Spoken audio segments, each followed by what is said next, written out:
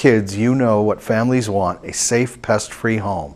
And by Golden Pond Assisted Living, honoring resident choice, dignity, and independence. Our health and wellness focus keeps residents active. Golden Pond, state-of-the-art senior housing and healthcare services. You're watching HCAM TV, and for more Hopkinton, visit HCAM Ed.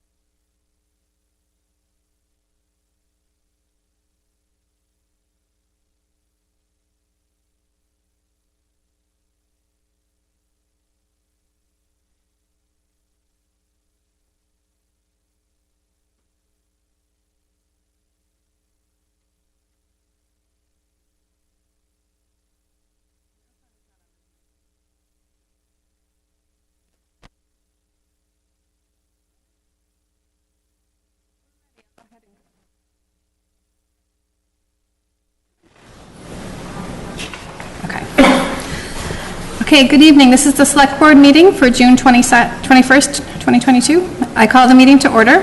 This meeting is being held both in person and remotely using the video conference platform Zoom. All members are participating in the room. So, let's see. All members participating in the meeting are present in the meeting room. The public has the option of attending in person here at Town Hall or via Zoom using the link posted in the meeting's agenda. This meeting is being recorded. And our first item on the agenda, I move to enter an executive session pursuant to Master Mnla Chapter 30A, Section 21A, Purpose 3, to consider strategy with respect to negotiations relative to non-union employees, town manager, fire chief, police chief, and collective bargaining relative to DPW, police, fire, and library unions, because an opening meeting may have detrimental effect on the negotiating position of the board. Reason 2, to approve executive session minutes. Reason 3, to allow Norman Kamalo and Elaine Lazarus to participate in executive session. And 4, to reconvene an open session at the conclusion of executive session. And then we will do a roll call vote for executive session. So moved. So moved. Second. Okay, and then Mary Jo, how do you vote? Yes. Shaidul? Yes. Muriel? Kramer, yes. Amy Roder-Bush, yes. And Rafan Nasrullah is not here yet. All right, so we will be back hopefully by 6:30.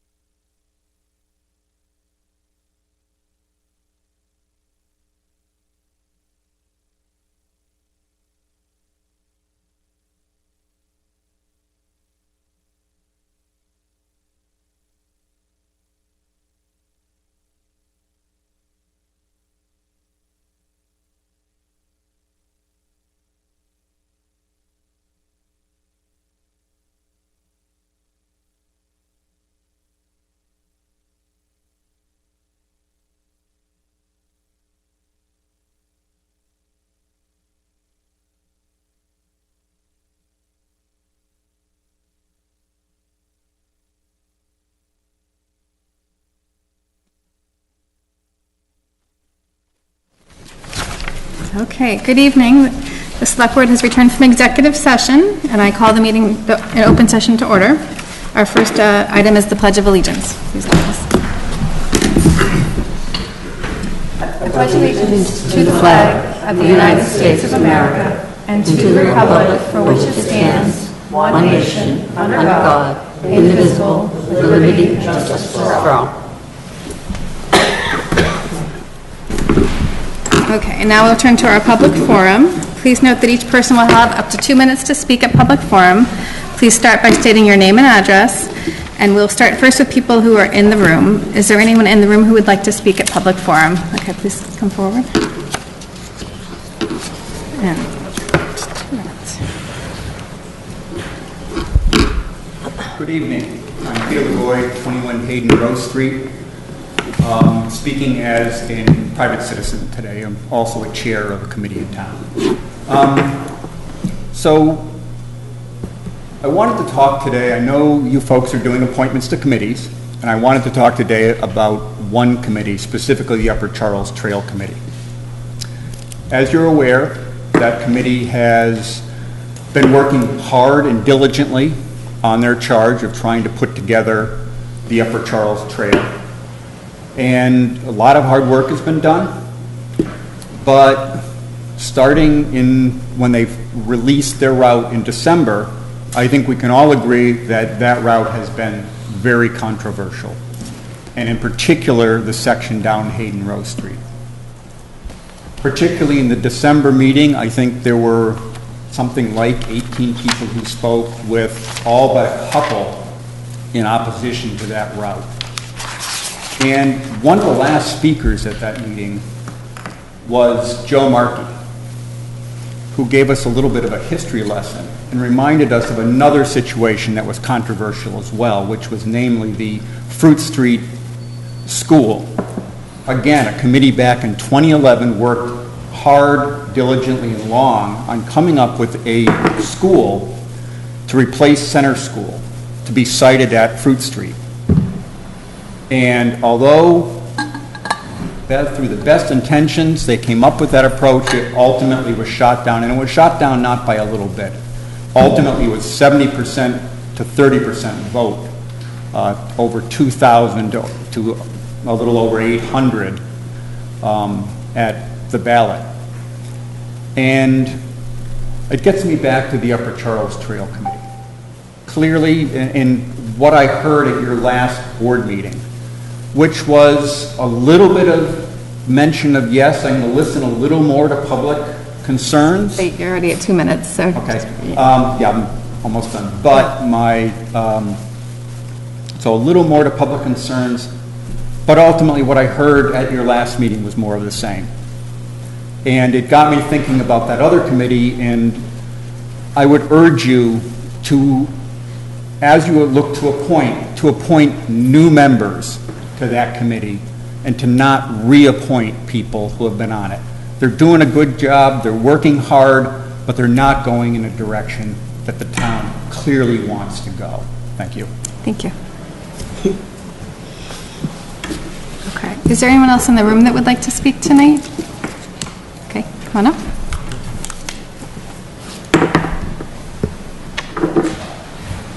I am Amanda Maffei, 21 Hayden Rose Street.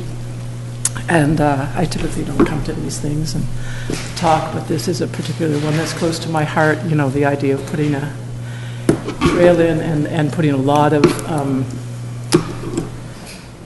of energy behind a trail that is ultimately a dangerous trail for our community.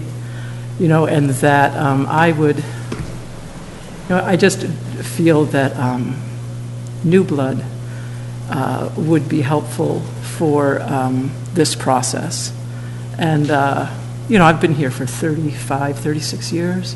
And I just feel like a town states its heart through the projects that it does. And by us as a town saying the best we can do is bring ourselves down Route 85 and have children cross the road 3 times, to me, is just does not sit well with me. And that we have a committee that's been planning that for years, to me, is irresponsible. and it's irresponsible to be supporting them. I feel very strongly this way. So I just want to share the strength of my feelings in this. You know, I have grandchildren. I will never send down that trail if it comes up 85. Never. You know, and I just don't want to sit here as a citizen of this town and say, yes, this is what we want to do for all of you. So I'd like you to take that into consideration. Thank you. Okay. And now, is there anyone else in the room that would like to speak at public comment? Okay, then we have two people on the Zoom, it looks like. The first one is a caller. The last four digits are 2096. Okay, so the caller, there we go. Okay, do you have 2 minutes, caller? You can start with your name and address. Okay, I think there's going to be at the telephone. Yep. Ann Karnowski, living at 132 East Main Street. I represent a group called Save the Forest Legal Fund. The prospect of saving 100 acres of mature forest on the east side of town, 12 acres already preserved as Deer Run Sanctuary for turtles and habitat, has perhaps brightened recently. My town meeting article, which passed at the 2020 outdoor meeting, giving our town manager Norman Kamalo the authority to negotiate a price purchase for the town of this irreplaceable large parcel, still stands. We ask that Mr. Kamalo start a negotiation with the recent new owner, Agilitas Energy, known internationally for super large battery energy storage systems, completely inappropriate for Franklin Road zoning. Agilitas paid Seaboard $600,000 for 70 acres.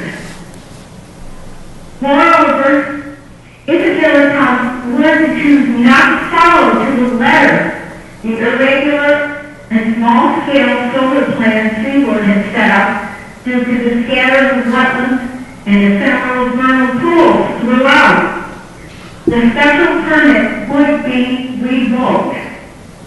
Then we could give this parcel the special concern that it deserves. Thank you. Thank you. Okay. And I'll note that this item is not on our agenda for tonight, but we could request it for a future agenda if we would like. Okay, and then there's one more caller with their hand up, Jane Moran. Oh, thank you.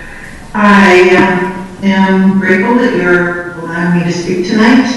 I was a little taken aback about previous couple of callers, but that having been said, I think the speaker's comparison to the school committee's project of building a school on Fruit Street is completely different from what we are planning, and it's like comparing apples to oranges. And I would just like to urge the select board to keep that in mind. To the another speaker's concerns about the public safety, I would just like to point out that all of the work has not been done yet. We are in the process of starting right away, which will speak to where the town exactly owns the property and where they don't own property. Hopefully the town's belief is that we own the right of way and can safely build a trail there. We have not really had a chance to look at all of our new safety crossings that we hope to propose, and I would also like to point out to the fact that many mailboxes are on the opposite side of the road where people already live, and they have to cross Hayden Road daily.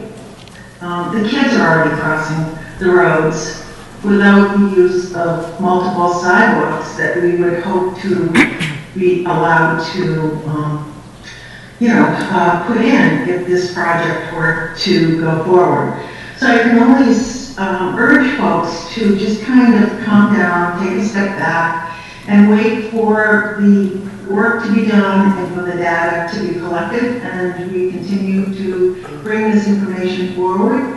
We have multiple public presentations too that we plan to get out to all of our residents in Hopkinton. I would just like to urge folks to just calm down and let us do our work. Thank you. Thank you. Okay, so I don't see anyone else on the Zoom or in the room, so I think we're done with public comment. I'm getting a question from Gary Trandall about the planning board appointment. Was that at 6:45 or 7? Did it change from when the agenda was? 6:45. It's always been 6:45? Yep. Okay. I'm just going to ask him if 7 is better, because that sounds like they weren't expecting that time. Because we could delay a little bit, right? Okay. The consent agenda. Okay, he says the regular meeting is 7. Okay, so hopefully it'll go fairly quickly. Okay, so I think we can probably do the consent agenda before we do the planning board appointment. Okay, so the board will consider approving the consent agenda consisting of approving the minutes of May 17th and June 7th, approving a marathon fund request for $3,900 for the Friends of the Hopkinton for portable toilets, inflatables, and a dunk tank for Family Fun Day on September 17th, to approve changes to the building, plumbing, and electrical fees as proposed, to continue membership in the Metro West Veteran Services District and appoint Norman Kamalo as the town's representative to the District Board of Directors, to accept the resignation of Mina Koshik from the Sustainable Green Committee and the Cultural Council, and to authorize fiscal year 2022 year-end budget line item transfers, with $18,000 transferred to the Regional Technical Vocational School, Keefe Tech, and $100,000 transferred to Town Council from $118,000 transferred from employee benefits and insurance, and to approve an increase in the Fruit Street Fields revolving account spending authorization to allow the expenditure of fees by the Parks and Recreation Commission already collected in FY22. Does anyone want to break any items out for discussion? Madam Chair, I'd like to break out item E, the resignation. The resignation? Yep. Okay. Anyone else? Okay, so I'd accept a motion to approve items A, B, C, D, and F. I make a motion that we approve the consent agenda, not with number E yet, till we're done, but the agenda as is. Okay. Second. Okay, all in favor? Aye. Okay, and now discussion on item E. Yes, I just wanted to take a moment to thank Mina Koshik for all the fabulous work that she's done on the Sustainable Green Committee, Cultural Council, and everything else that she's been doing for the town. She's been a dedicated public servant, and I just wanted to give her a shout out loudly for all the work that she's done. I'm glad you said something, and I'm still a little irritated that she and Sundar decided that they could move. but California, no less. Both Sundar and Mina have served this town beautifully, and we really appreciate their service. They really have, and they were good volunteers at the Boy Scouts as well, so we will miss them. I'd put the same. They've been great service to the town and wonderful neighbors and very dedicated for all the town causes. So good luck to your new journey, but we'll miss you. Thank you. Okay, so we will reluctantly accept the resignation of Mina Koshik from the Sustainable Green Committee and the Cultural Council. Any motion? I make a motion that we reluctantly accept Mina Koshik's resignation from the Sustainable Green Committee, the Cultural Council, and whatever else she's been on in town, which is a lot over the years. Second that. Okay, all in favor? Aye. Okay, and now I think we can invite the planning board into the Zoom. One more. One more second. I just wanted to take, this is a time I think it's appropriate where we just accepted a resignation, but I think we have to stop and think about Rebecca Hoffman, who passed away just recently, and she has been on the Council on Aging, the Sustainable Green Committee, and a number of other things in town. And she's a young woman, and she will be very much missed. I agree. She, I think she was a founding member of the Sustainable Green Committee in its original iteration, and she's been on Housing Authority as well. So we're very sad to see her pass.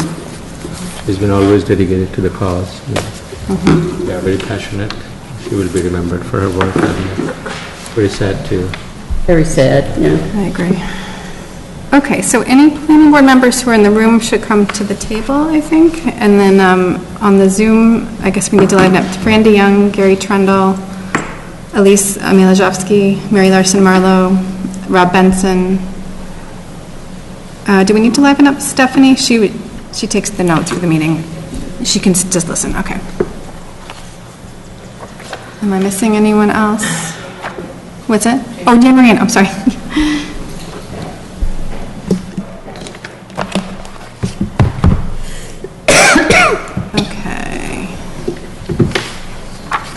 Okay, so Gary, do you have a quorum of the planning board?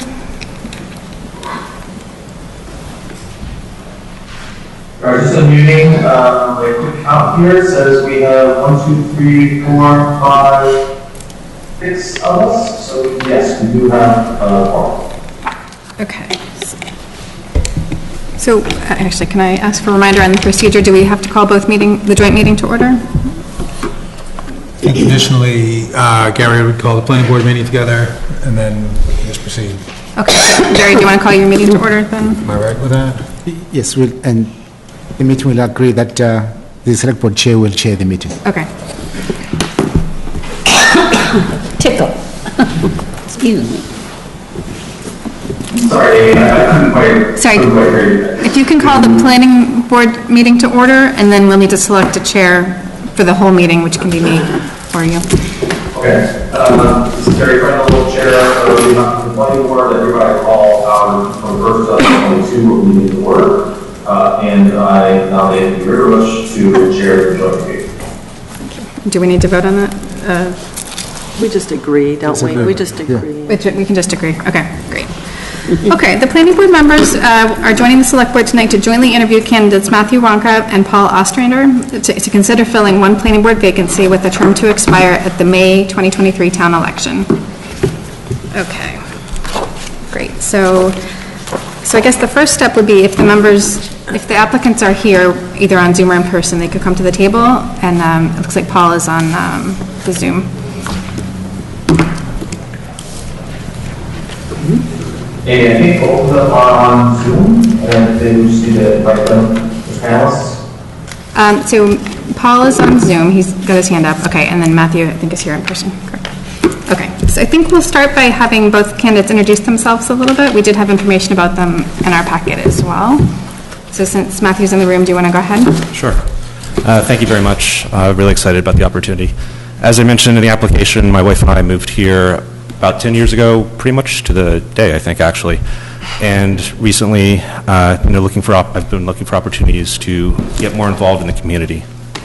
One of the reasons we chose to move here, was the beautiful landscape, the undeveloped woods, and the nature trails and all that. And the reason I'm looking now to be more involved is that my kids are growing up a little bit more. They're a little bit less involved to get them down to bed at regular time, etc. And we love going to the sandy beach. We love walking in the woods, things like that. But also balancing that out with the other reasons why we looked at Hopkinton, why we love the town. Actually, the school as being one. But the other one, apropos, is the growth of the community and the needs to balance that with everything else. And the planning board, and actually this joint board here, more than any other parts of the town, have the most apropos element to literally shape the town and its direction. And that's why I'm very excited for this opportunity to ask to be on the board.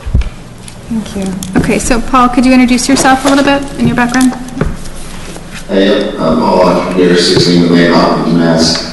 I'm a resident of Hopkinton. I like to say I'm Hopkinton school systems. I own the sports teams. Hey, Paul, you're breaking up a little bit. I don't know. I'm quite a Hopkinton, and 4 years ago, I graduated college. I found some mentors. What can I do to really get involved in the town? If you're trying to give back to a town that's given back so much to me. I quickly joined some Hopkinton Coates from Commerce, so I'm the executive chair for the Economic Development Committee. You proposed legislation for the County Planning Board, so I'm fairly familiar with that. I think the biggest that are on the table for Hopkinton over the next few years are specifically Dulce Street and the development of that. Reasonable development is really primed sciences. A small footprint in town, so it's very located and very well zoned already. We're trying to get that commercial companies spaces for commercial tax, which is important. And really the change in the future of Hopkinton Village, which also is the downtown area. I think all the proposed some of the communities, but we want to make some changes. It's also important to make sure we don't make a poor change for Hopkinton. So, we come from a humble background, Hopkinton. I think it's important to make city and size changes, but, to make sure that we stay with those being a, nice, Austin with good schools, parks, volunteers. Thank you. Okay, so board members, do you have any questions? And then I advise, if we're asking questions, we ask the same question to both candidates so that we're treating them fairly. So I guess, Mary Jo, do you have any questions? I'm sorry, Matthew. I didn't hear you say. How many years have you lived in now? 10 years. 10. Okay. And Paul, how long have you lived in town? This whole in town for roughly 30 years. 30 years. Okay. Are you all set? I'm all set for the moment. Yeah. Yes, thank you for coming. I'm so incredibly pleased to see that we have so many applicants, people who want to be involved in our town. One thing you mentioned is that you had a vision for the town and you wanted to help shape the vision. Where do you see it going? What is that vision? I didn't mention that, but yes, I mentioned how I love the town and the fact that it has both a it's got a lot of natural green life and places to explore, and as well as a vibrant growth. And so to that extent, I like the town as it is in terms of the direction that the master plan has set out in terms of balancing things. It's very complicated. I understand that. Where do I see it growing? I think the guidelines that are in the master plan are very good guidelines. And I want to keep coming back to that because it's a very tough balance to say with precision in an abstract where it would go. I go back to the last town meeting where there was obviously a very heated discussion about something that's very apropos of that balance. And when I came here in 2012 was an era where I remember the town meetings where some of those things were being voted on. I don't know if I was here for all of them or just some of the later ones. And things were getting voted down quite a bit. The problem that the problem that we have to balance obviously is the property rights once we've made a decision. And I think the critical element is to encourage businesses that we want to move in by giving them a set playing field, set rules, and keep our promises to them. I think that's a very important aspect that was hard for a lot of people, and one of the things that was being discussed in that meeting. I like the idea of trying to save as much woods and as much area as possible, but in the end it comes up to the town, and we have to be able to balance that out with tax rates and what the town's willing to deal with, and how do we raise revenue from other sources if we don't want to raise tax rates. It's a very complex business, as I'm sure all of you here are very aware of. So in terms of the vision, ideally we have a utopian world, but what I think is most critical is making sure that we're able to give a consistent and fair analysis of an environment for businesses to want to move here and to want to continue to operate here so we can grow that tax base, ideally so we can get additional revenue without raising taxes, to buy back more land, or to otherwise improve our services to the community. Excellent. Thank you. That answers your question. And I also am Did very answer my question. happy that there is multiple people here for such an important role. Okay, so Paul, can you answer the same question? I don't know if you want to repeat it. Yeah. Paul, so the question was, what is your vision for the community? Yeah, we kind of touched upon it, but I think the really 2 or 3 most important things for the future of the town. Again, South Street, what's happening with it. You know, as LEMC begins to leave, I think the development of, for example, like a line, and we obviously want to invest in the planning board and the select board to improve that. And the Hopkinton Village, I think, is I think a lot of people here on this call remember when you would almost be going ready when you went to Koala, so it was the only shop in town, and it was come for a loaf of bread, and you'd see 10 people, and it was great. So you just wanted to run in and out really quick.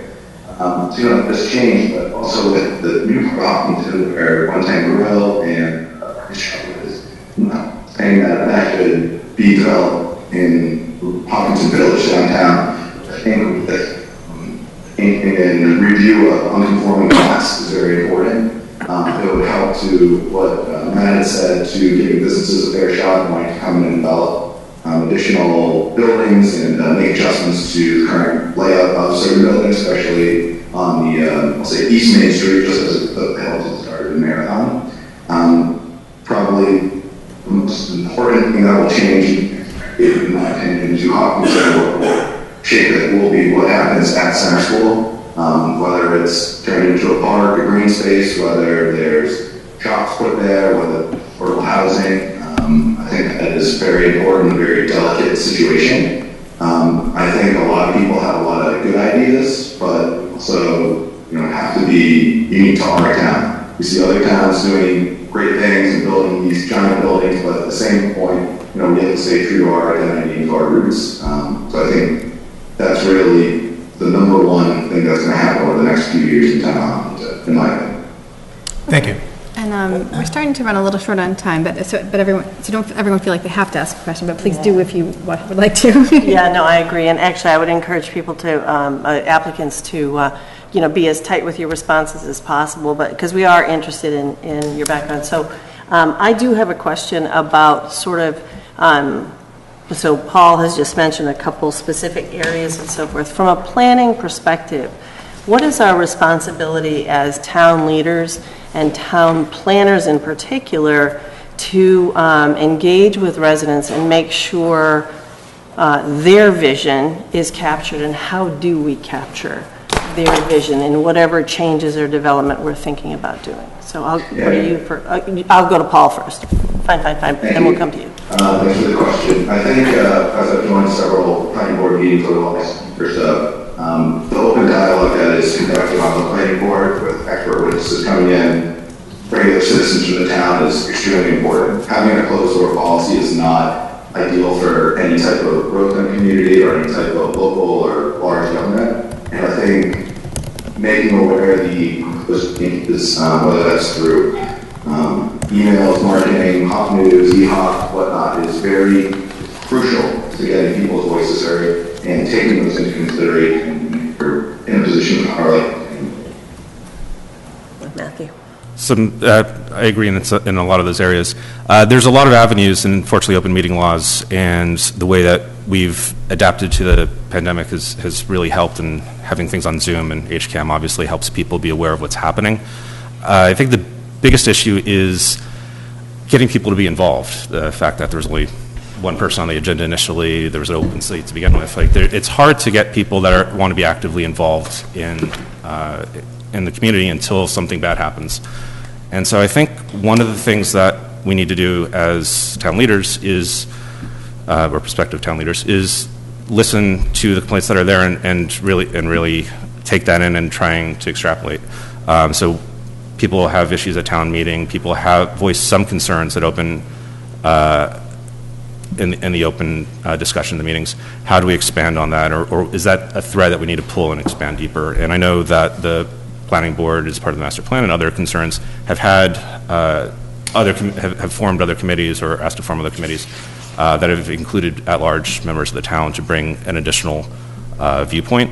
Obviously, if you can get the people that are excited to be on that, that's another avenue that's very helpful.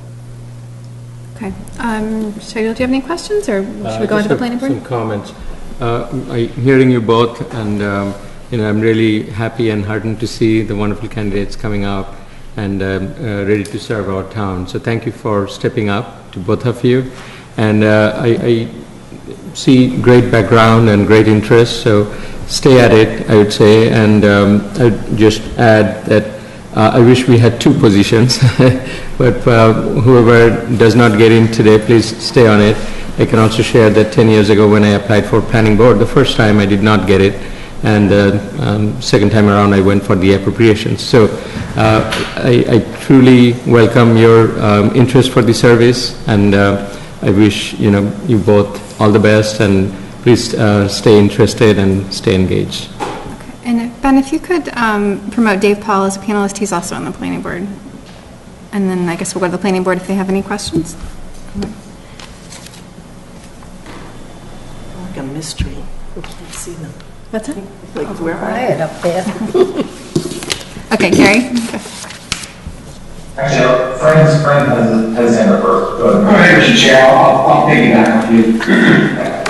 Just one quick question to applicant. I'm wondering, we all know Hopkins is a wonderful place that all near here are, but if there was one thing that you could change about Hopkins, what would it be? Was that to me first? You go first, yeah. Okay. One thing that I could change. It's really tough because there's a lot of unique characteristics. That's if there's one thing I could do, just piggybacking off the last conversation, it'd be increasing the voter turnout and the involvement. Having the last town meeting have such a hard time keeping quorum just goes to that, and getting people involved earlier in things obviously is much more useful to make sure that we're getting the right, setting the right policies and making the right decisions. I'm not sure if that's exactly what was being asked, but that would be the one thing that I would change if I could snap my fingers. Okay. Paul, same question to you? I think the town will benefit greatly from, well, described as the economic development officer or a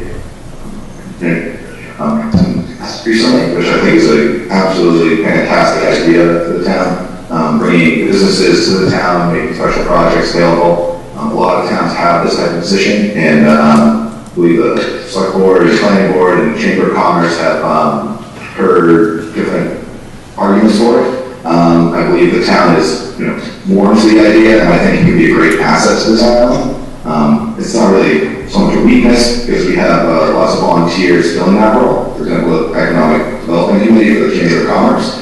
But I think that would be a slam dunk for the town, and able to promote our town to outside businesses and make Hopkins more attractive. Okay. I think Fran Dion had a question? I did, thank you, Madam Chair. Just a quick question for both candidates. You've both been in town for a period of time. What previous volunteer or kind of public-facing roles or activities have you both been involved in? Either candidate, sorry. Paul, do you want to start since Matthew started last time?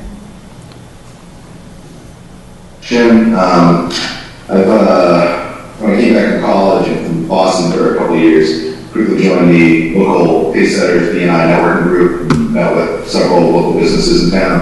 I've been part of the Chamber of Commerce for a number of years. I've volunteered, even though I do get a small paycheck for reffing and umpiring the women's softball and the boys Parks and Rec basketball league. That was one of the things I had done as a kid, and I thought it was a great experience, so I give it back.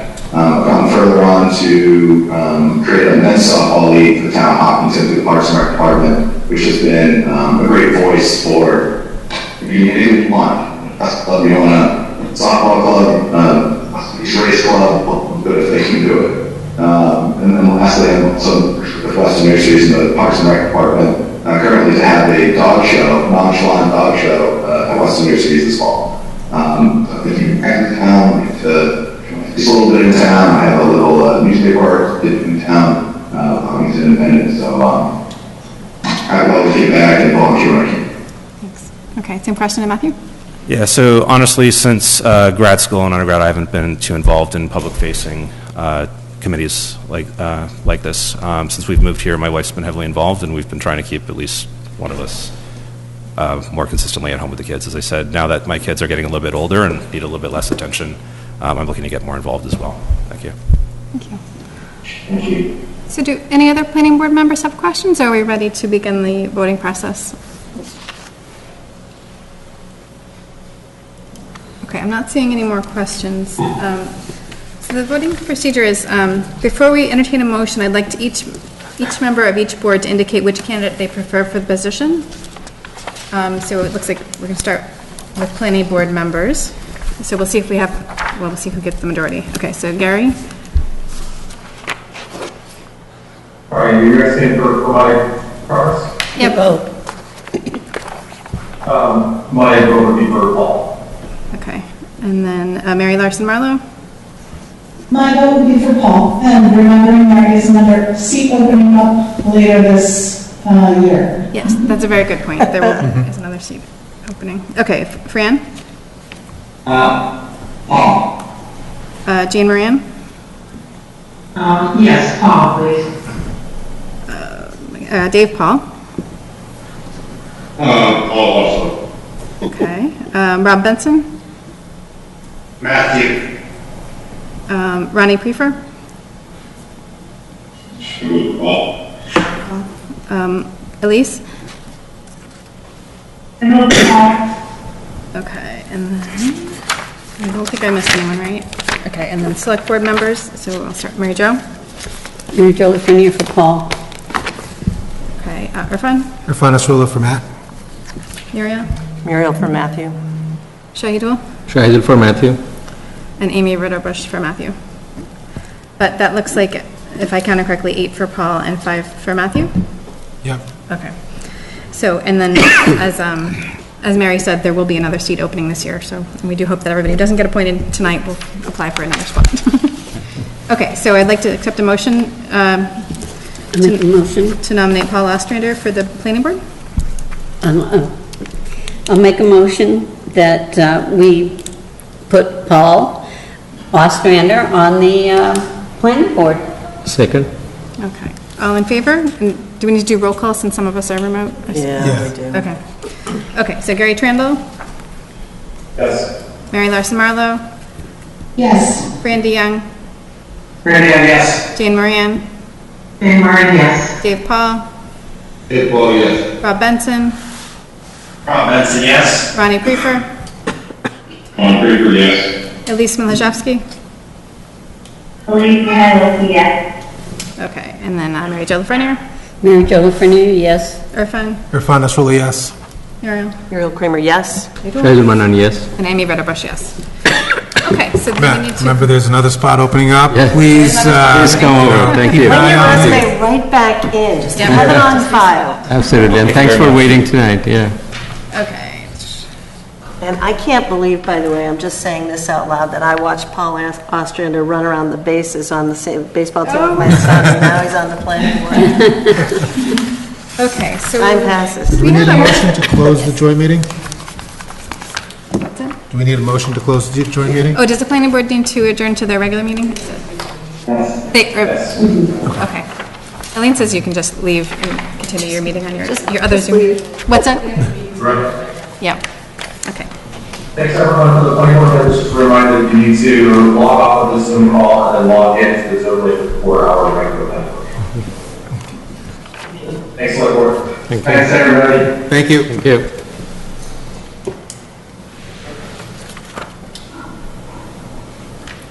Okay, so I know we have the scouts here, but we did have a scheduled public hearing for an entertainment license, 2 of them. So is the applicant here for the Mnla Summer Conference hosted by Western Nurseries? On Zoom? Is he on Zoom, Ben?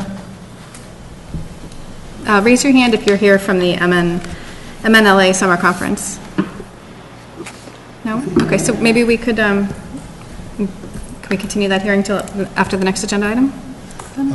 Should we open it and then put it on hold? Because it is on for 7:55? Okay, so Both of them are.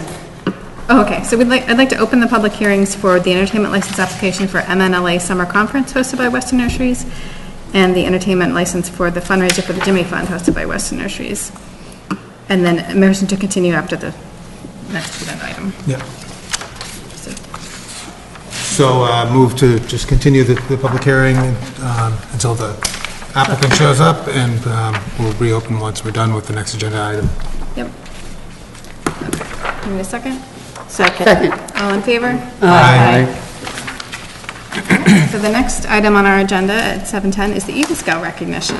The Select Board will honor Eagle Scouts Harrison Bograd, Ethan Chen, Colin Davin, Alexander Kimball, Daniel Kimberlis Haskins, and Jack Dulce. And I believe Daniel Kimberlis Haskins and Jack Dulce were not able to be here in person tonight. I don't see them on the Zoom either. But what we're going to do is each one of us is going to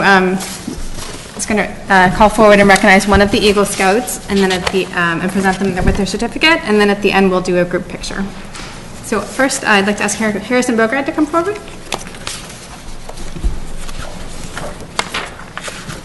So you come to the table.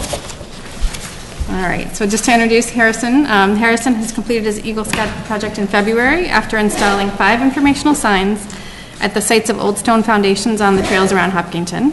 And the project involved researching the sites and the families who once lived there, as well as working with organizations around town. And Harrison earned the rank of Eagle on March 3rd, 2022.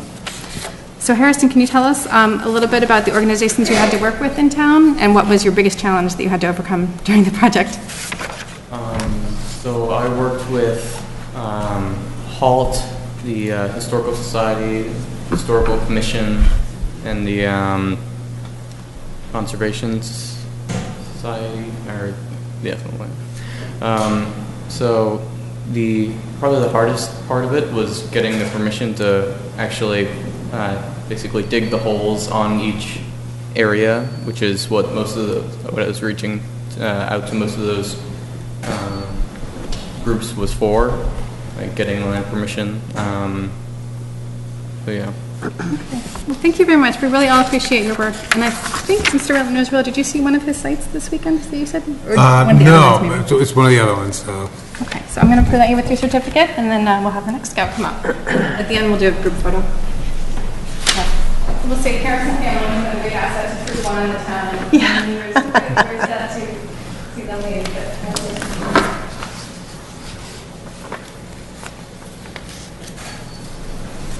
I think Mary Jo is the next scout. I have Aiden Chen. And I'm very happy to have Aiden because his mother has my old job in the assessor's office.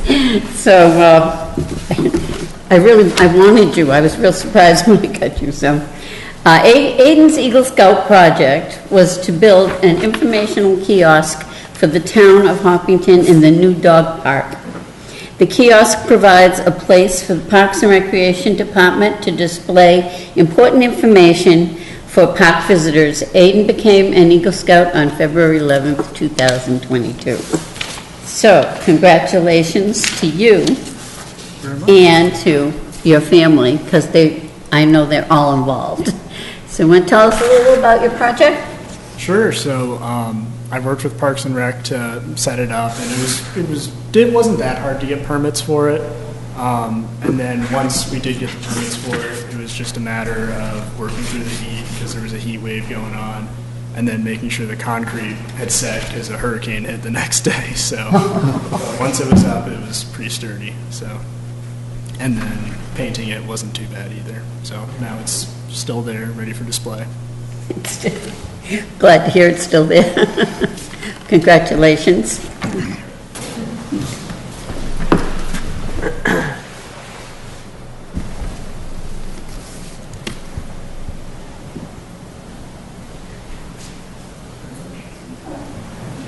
And your mother's doing a good job too.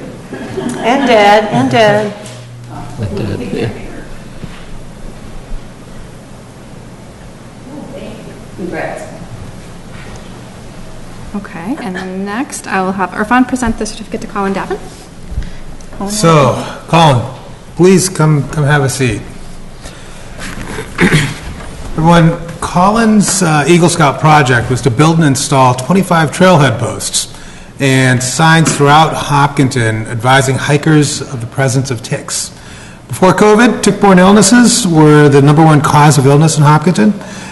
Each post included a tick identification cards as well as brochures to educate residents about the dangers of tick-borne illnesses. Colin became an Eagle Scout in December of 2021. And it just so happens that for Father's Day, I took my family out for a hike, and we came across one of your signs, and you freaked out my wife and daughter. But it's good information, and we always carry some spray to prevent ticks. Why don't you tell us a little bit about your project? Yeah, so last summer I worked with Mr. McAuliffe here, and we really worked together to put up these signs, construct them, paint them, drill on the signs, and then we went to all 25 different spots to dig the holes, put the posts in, put the brochures in, make sure each one had enough tick cards and brochures that hikers could stop by, grab some, and hike safely and be aware of the tick presence in our town. That's awesome. Now, have you become proficient at identifying different ticks? Yeah, I have, and using those tick ID cards that are in the signposts, they're super helpful to identify which ticks they are and ways to prevent getting ticks on you. Absolutely, and with the various sizes of ticks too, it's having those identification cards is huge. So you've done a great service to our community, and I thank you, and it's my honor to give you this certificate. Thank you so much.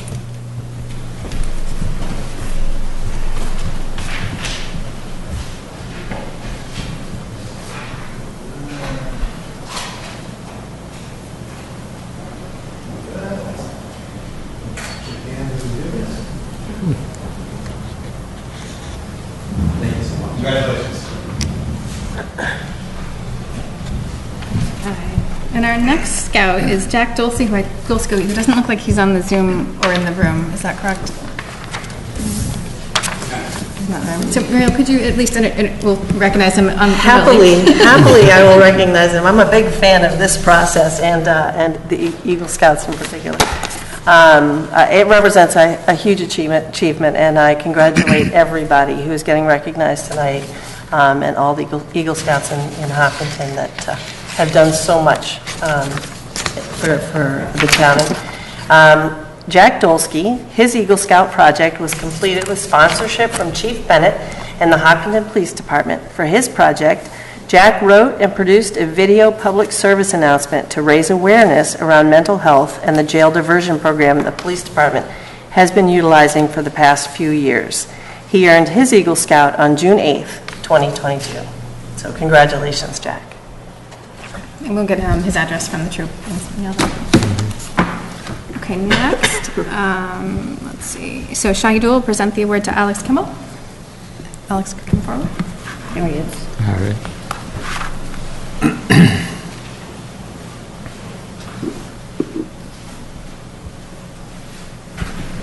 Hi, Alex. So happy to have you here. Alex's Eagle Scout project was to install wooden bridges and puncheons over wet areas of the trails on the Hughes property on Hayden Rose Street, working with the Hopkinton Trails Coordination and Management Committee. He earned Eagle Scout on March 15, 2022. Congratulations and thank you for a great service. I think this is I'm delighted to see that you have stepped into community service at such early stage in your life, and I wish you all the best. And you're going to George Mason this fall? Mm-hmm. Are you excited? Oh, yeah. All right. So all the best and congratulations, and thank you for your service. And thanks to all the Scout for tonight's great achievement and the service.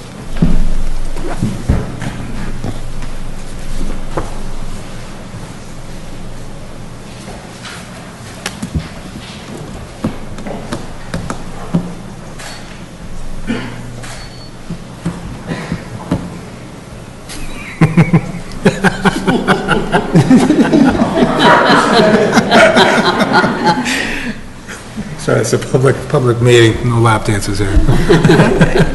And next up is Eagle Scout Daniel Cambarillas Haskins, who does not seem to be in person or on Zoom either, but if Norman could tell us about his project, we can mail him his certificate.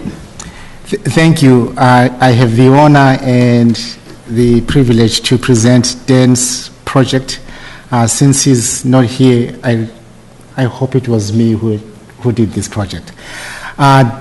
Daniel's Eagle Scout project was at the Hopkinton Center for the Arts, creating a flagstone garden path, adding plant identifiers, and creating a website with a map of the garden, plant identification, and to boot Shakespeare's quotes. He earned Eagle Scout in August 2021. Dan, thank you for a beautiful project. I actually consider it a contemplative garden at the Hopkinton Center for the Arts. And I'll add that Daniel was the webmaster for Troop 1 for a few years, so it was very appropriate that he did a website for the Shakespeare Garden. Okay, and then maybe we could all do a group photo together now? Sure. Yeah, and some applause from the audience.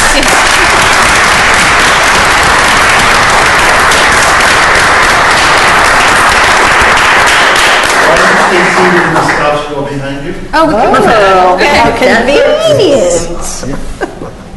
We'll take the Mr. Chen. We'll take the photographer's advice Shall we on this placement. squeegee in a little bit? All right. What do you want? Fit in? You want us to squeeze together, or? Squeeze together, stay apart? Yes. There you go. Move over 6 inches. Right there, perfect. Norman, do you want to get in the photo too? You're in here.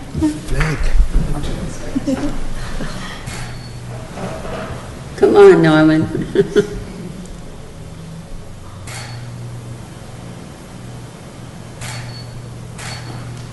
Thank you. Thank you. Thanks. Mom and Dad. I'll let the parents get photos too.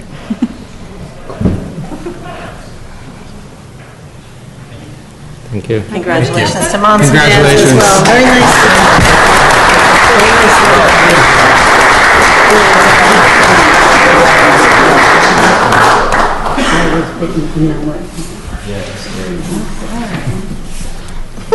So I guess I'll go back to the public hearings.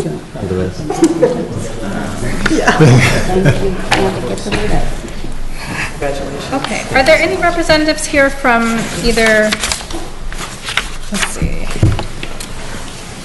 the Mnla Summer Conference hosted by Weston Nurseries or the Jimmy Fund Fundraiser at Weston Nurseries?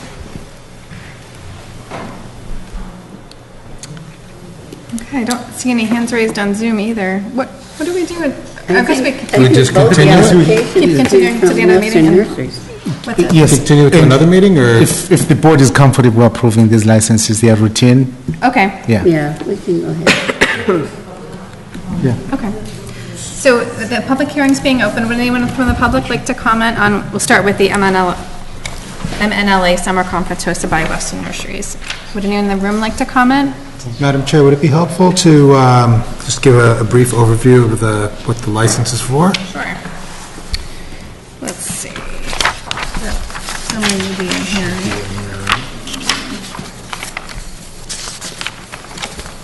Okay. This is for a single event entertainment license and special temporary alcohol license application from Melissa Frank on behalf of Weston Nurseries for hosting a summer conference with classes and seminars for the local landscaping industry. The event will be held on Thursday, July 14th, 2022 from 7 a.m. to 4 p.m. at Weston Nurseries, 93 East Main Street. Alcohol will be served by tip-certified servers and will be supplied by Startline Brewery. In addition, the board will consider a fee waiver for the license application.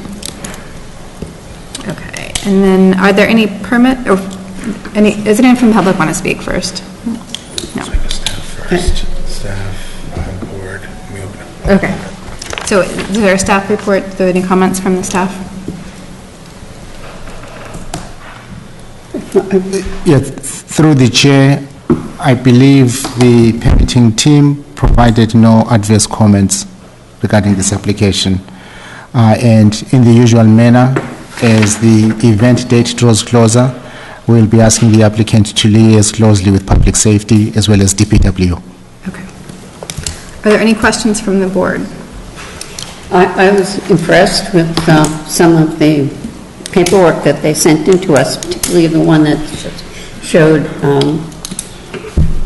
the problems that they might have, the security. They listed everything, clean up, and I thought that that was one of the most impressive ones I've seen.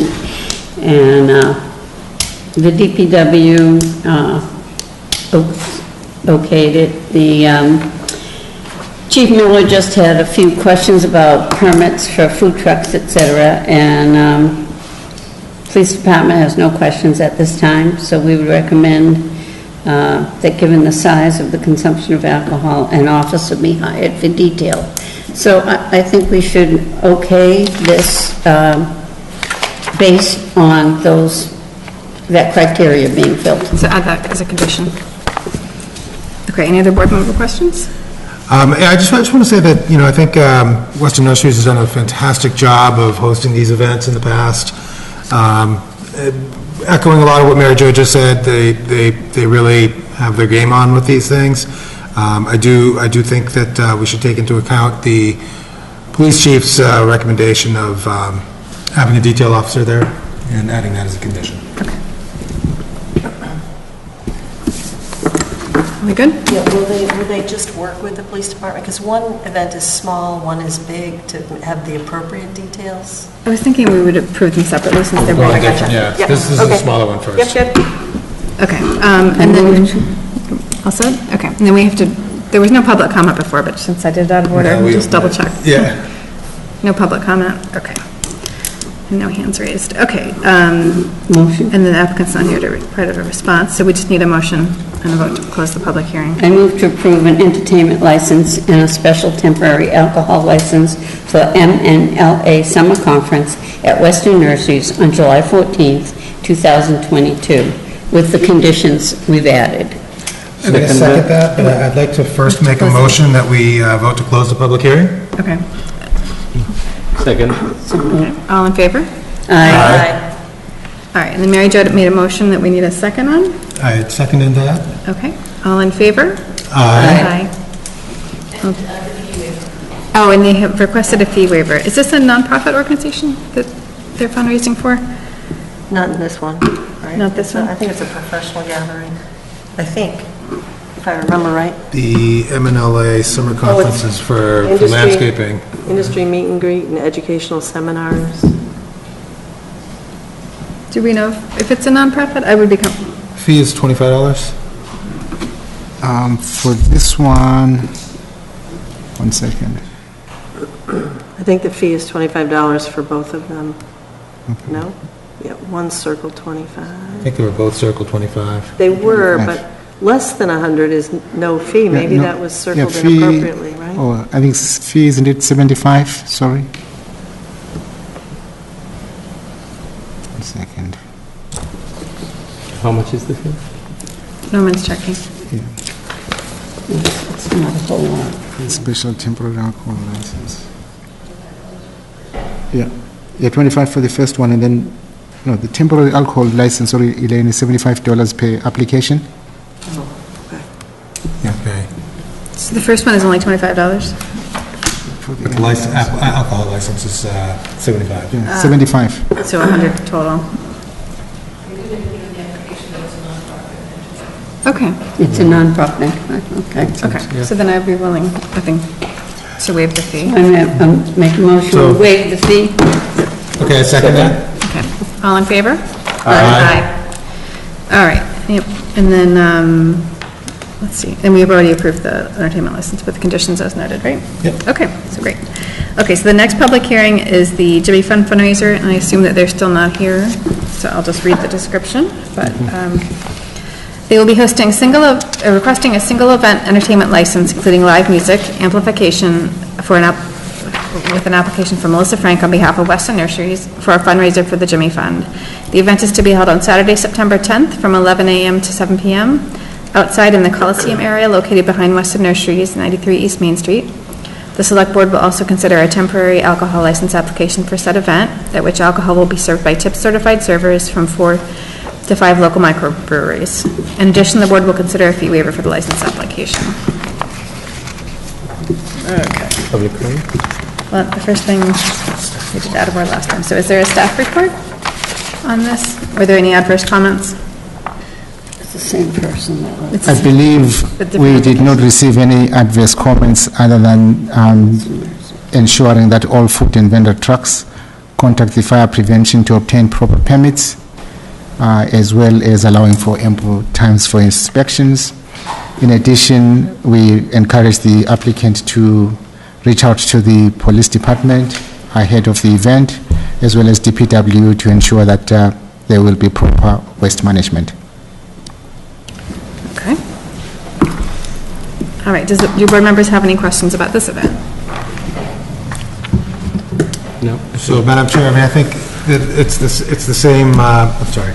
Do you want to go? No, go ahead. So, Madam Chair, it's the same applicant, and as I said in the previous one, they've always done a fantastic job. I think the staff is comfortable with the application, with the caveats that Mr. Khumalo had mentioned. So I see no reason to say no to this. I think it's a benefit to the community. The only thing I would add is that the fire department has asked for permits for the food and ample inspection time permits, and also the police department has asked for a higher detail, same as the last one. So I think with those additions, we should approve this. Yeah. I like the thorough information provided, and I think we should approve it. And I also want to thank Western Nursery for hosting these two events. These are really nice gesture and good for our community. So thank you. I just want to add, I know I asked this last year when they were here, but they've raised a phenomenal amount of money over the years at this really wonderful event for the Jimmy Fund, which is just, it's not just, it's really great for the community, but it's also a real terrific sort of broader community service. So kudos and congratulations. It's really, people look forward to this event now. It's becoming a real standard event that they like to go to. Okay. I make a motion that... Wait, public comment first. Are there any members of the public that would like to comment on this topic? Not seeing no one in the room or on Zoom. Okay. All right. I make a motion to approve the entertainment license and the special temporary alcohol license for the Jimmy Fund fundraiser held at Western Nurseries on September 10th, 2022. I'm going to second that as well. And to waive the fee? Waiver. And the fee waiver? We can waive this one, yeah. And waive the fee. I make a motion that we waive all fees connected with this event. So I'm going to second that, but first I want to make a motion to close the public meeting. Okay. Yeah. A second? Second, yes. Okay, all in favor? Aye. And through the chair, just to be clear for the public at home, the fee waiver relates to two fees. There's the $25 fee for the entertainment license and the $75 fee for the temporary one-day alcohol license. Got it. Okay, so we have a motion to approve the application and waive the fees. Second? Second. Okay. All in favor? Aye. Just as a matter of procedure here, since Mary Jo made that motion, I should have seconded. I knew that the minute I said second. It's been seconded already. Yeah, it's already been seconded. Yeah. Okay, someone seconded. Okay. Great. All right, all in favor? Aye. Any opposed or abstain? Okay. All right, so the next item, so those are the two big ones here. Appointments, right? Okay, so we're going to hear an update on the police officer's appointment. So I think Chief Bennett is on Zoom. We could,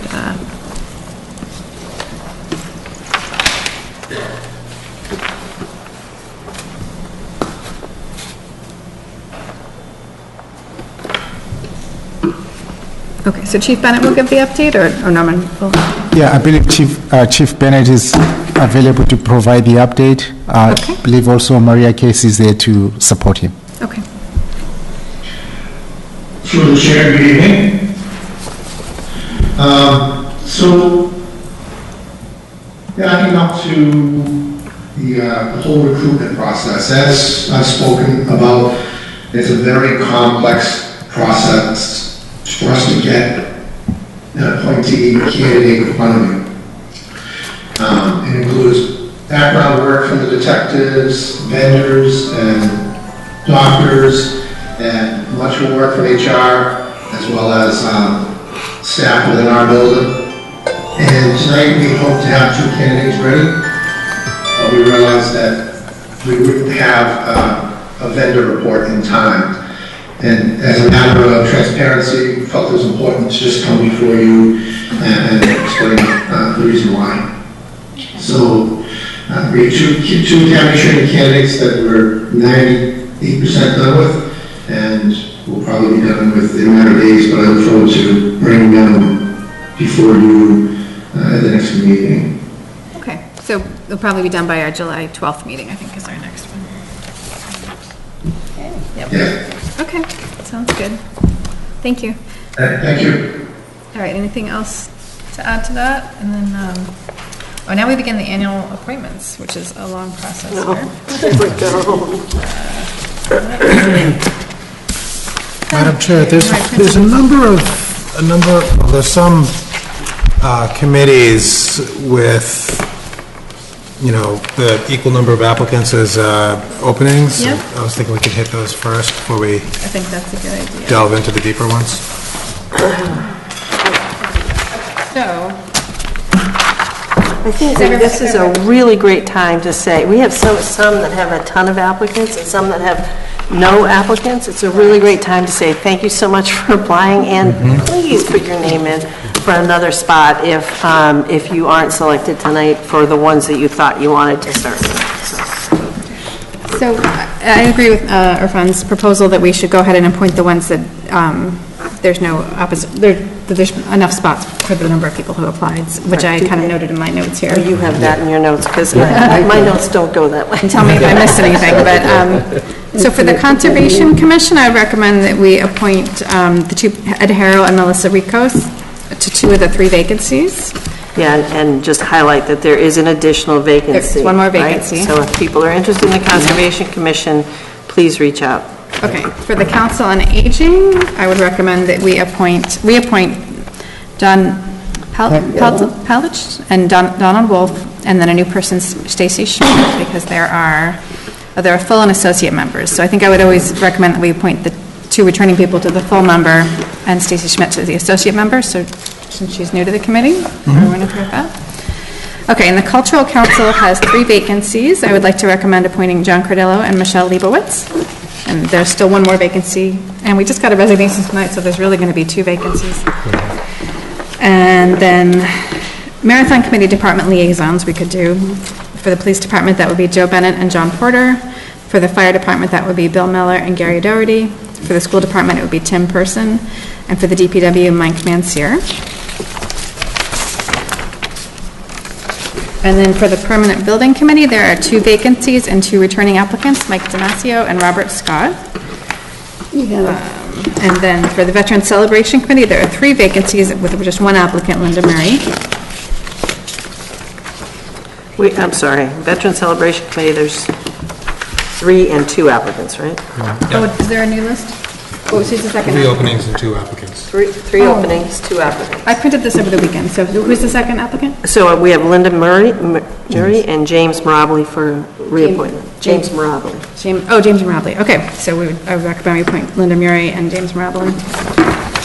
And then for Woodville Historic District Commission, there are 3 vacancies, and 3 applicants. So we have Sean Davin, Eagle Scout father, here, and Tina Burlad is here for seeking reappointment, and John Cardillo also here for the other spot. So that would be 3 people for 3 spots. So I'd recommend we appoint all 3. So the only question I have is we have 1 person who's been appointed in 2 spots, and we just want to make sure that they want 2 spots. Okay. Would you take 2 spots, both Woodville Historic District Commission and Cultural Council? Sure. Okay. Awesome job, Jack. Way to play. I love it. All right. Way to go, John. Okay, so can I... Do we need a motion? Maybe one. That's clearly too much for me. 2?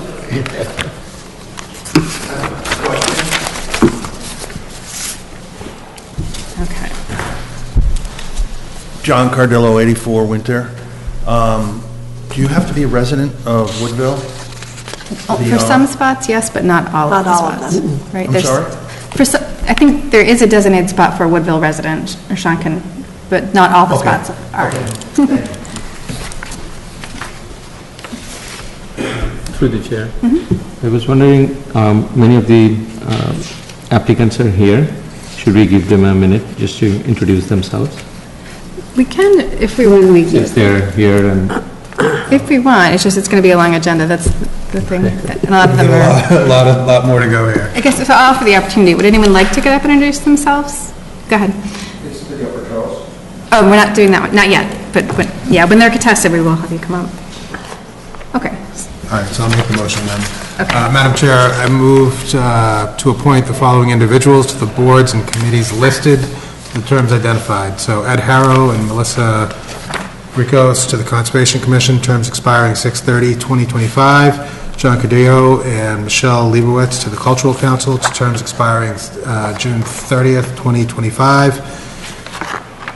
Joseph Bennett, John Porter, William Miller, Gary Doherty, Tim Pearson, Mike Mazer as the Department Liaison to the Marathon Committee, to terms expiring June 30th, 2023. Sorry, I don't have my glasses, so if I misstate anyone's name. Mike Damasco. Yep. And Robert Scott to the Permanent Building Committee, terms expiring June 30th, 2025. Linda Murray and James Maribel to the Veteran Celebration Committee, terms expiring June 30th, 2025. And John Cardillo, Sean Dabin, Tina Berlin to the Woodville Historic District Commission, to terms expiring June 30th, 2025. Second. Second. I was going to add to this motion, if I could, the Council on Aging to appoint John Polish and Donald Wood to the 2 full member seats and Stacy Schmidt to the associate member seat, with terms expiring, let's see. Council on Aging. To terms expiring 6/30/2025? I accept the friendly amendment. Okay. And I'm good with the second. Stacy Schmidt. Okay, all in favor? Aye. Any opposed or abstained? Okay. Great, okay, next we will take the contested seats. So we have more applicants than we have spots.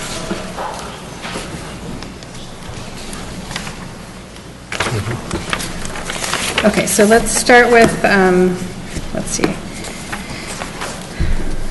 the Affordable Housing Trust Fund Board. There are 2 at-large vacancies and 3 applicants. So we have Jack Nealon seeking reappointment, Miao Chen, and Waje Hassan as new people also applying. So we can only appoint 2 of the 3.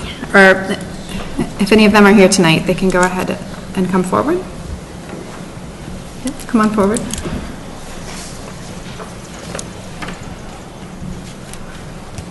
Okay, so why don't you introduce yourself? I am Waje Hassan.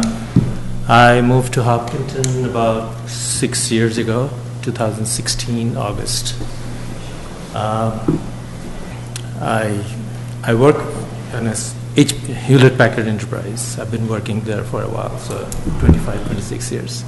So my kids are, one is already in college, the second one is in high school, so I have a little bit more time than I used to. So I thought it might be a good time to contribute to the community and take part in whatever way I can help. Thank you. Okay, so I don't see Jack Nealon or Miao Chen. Okay, so... Madam Chair, I move to appoint Waje Hassan and Jack Nealon to the Affordable Housing Trust Fund Board to a term expiring June 30th, 2025. I second that. All in favor?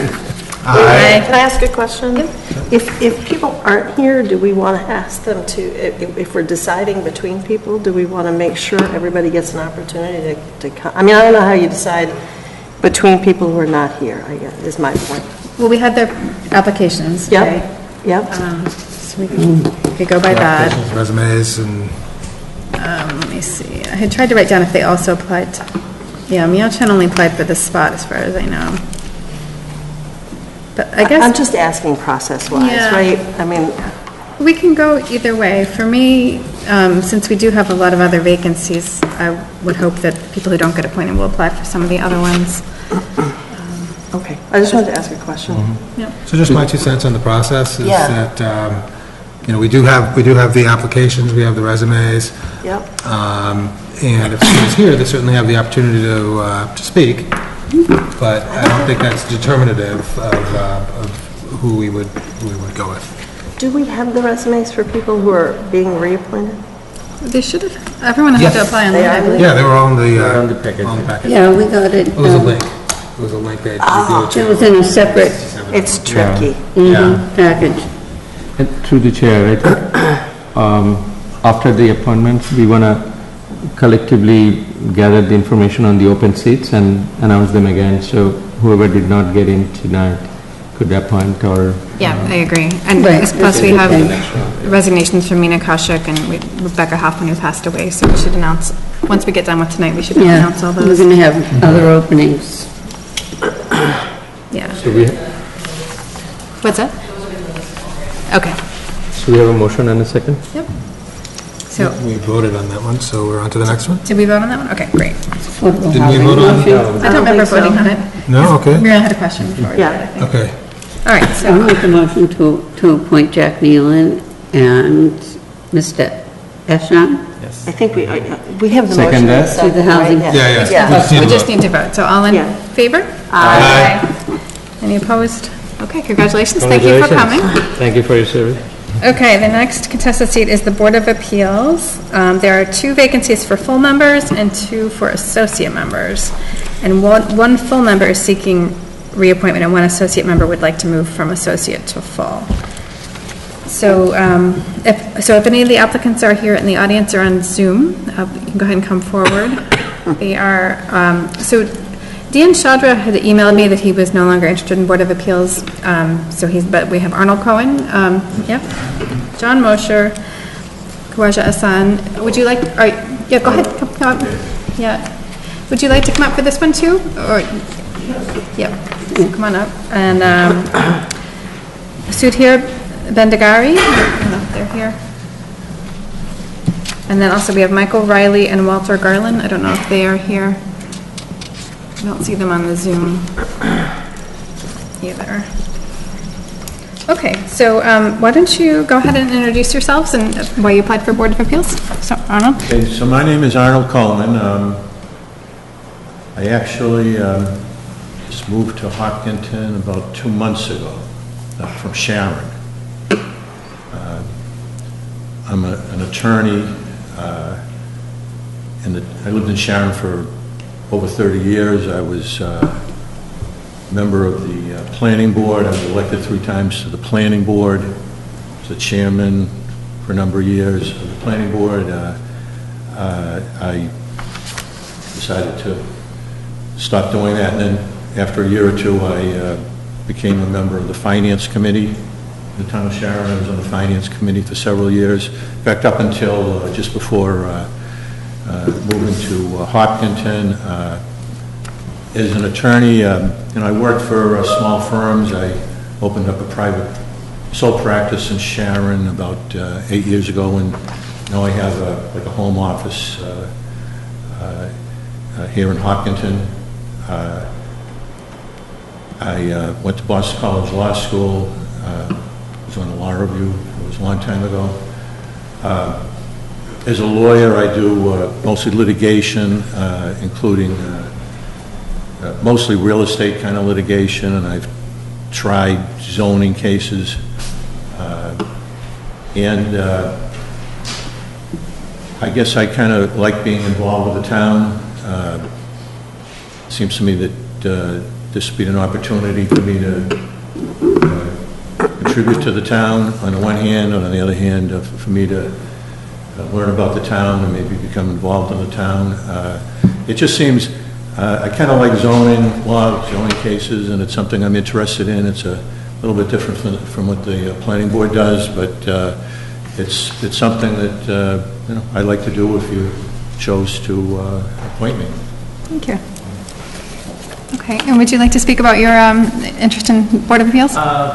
Same thing, as I said, I've been here for 6 years, but I wanted to know a little bit more about the zoning things and whatever planning.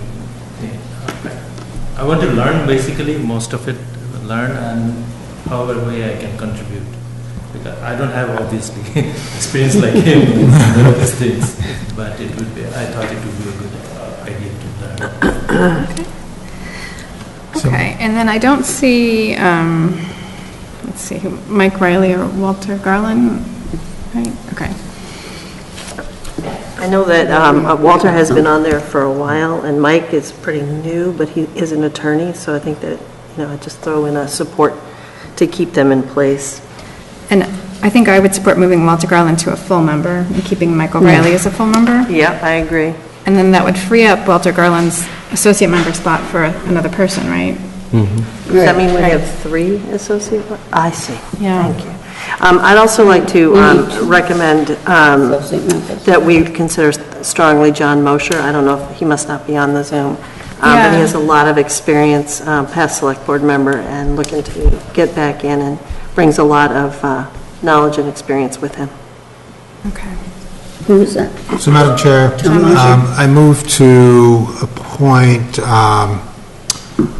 Michael Riley to a full member, Walter Garland, move him from an associate to a full member with a term expiring 6/30/2023.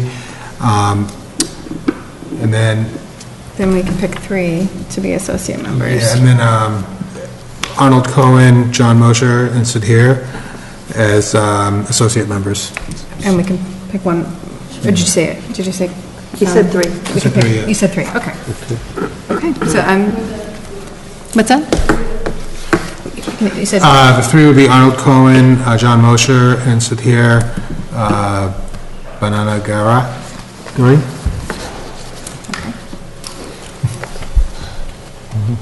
All right.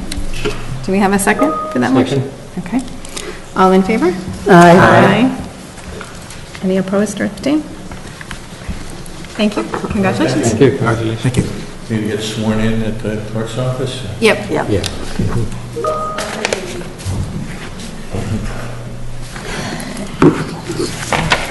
Okay, that's Board of Appeals.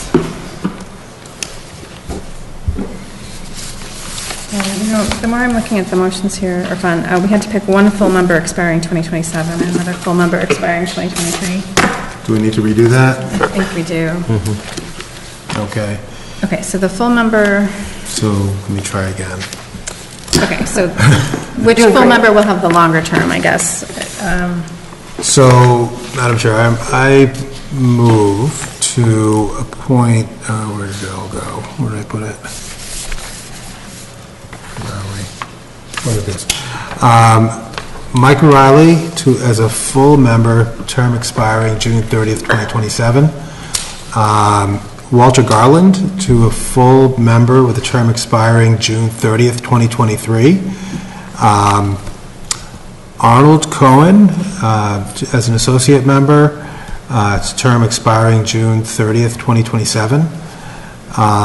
John Mosher as an associate member, a term expiring June 30th, 2025. And Sudhir Binanagari as an associate member, term expiring 2023. June 30th, 2023. Yep. Second that. All in favor? Aye. And, now I see Lee-Chen on the Zoom, and I wonder if that's because it's the same last name. I don't know if that's the person that applied for Affordable Housing Trust Fund. If it is, you could raise your hand on the Zoom. It may just be the same last name. Okay, so then, so that is, so we did Affordable Housing Trust Fund. Okay, now Community Preservation Committee. So there's 1 at-large vacancy and 4 applicants. So I see Ken Weissmantel is in the room if he wants to come forward. And Jason Hutch is on Zoom. Mark Logan and Sujay Karad. I don't know if any of them are here. I don't see them on Zoom. Okay, so not everyone knows you, so if you want to go ahead and introduce yourself. Sure. Ken Weissmantel, 145 Ash Street. Lived in Hopkinton for over 40 years. Been on the Community Preservation Committee several times.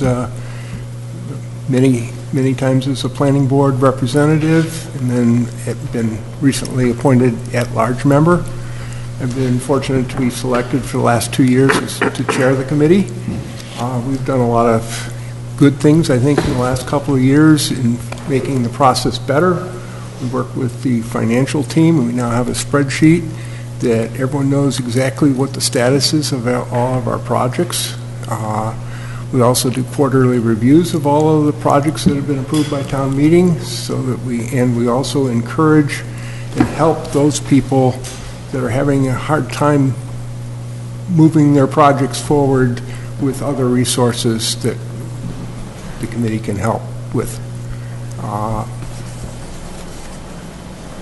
We've met all the deadlines as far as the budget process the last couple of years, and come up with good recommendations. Okay.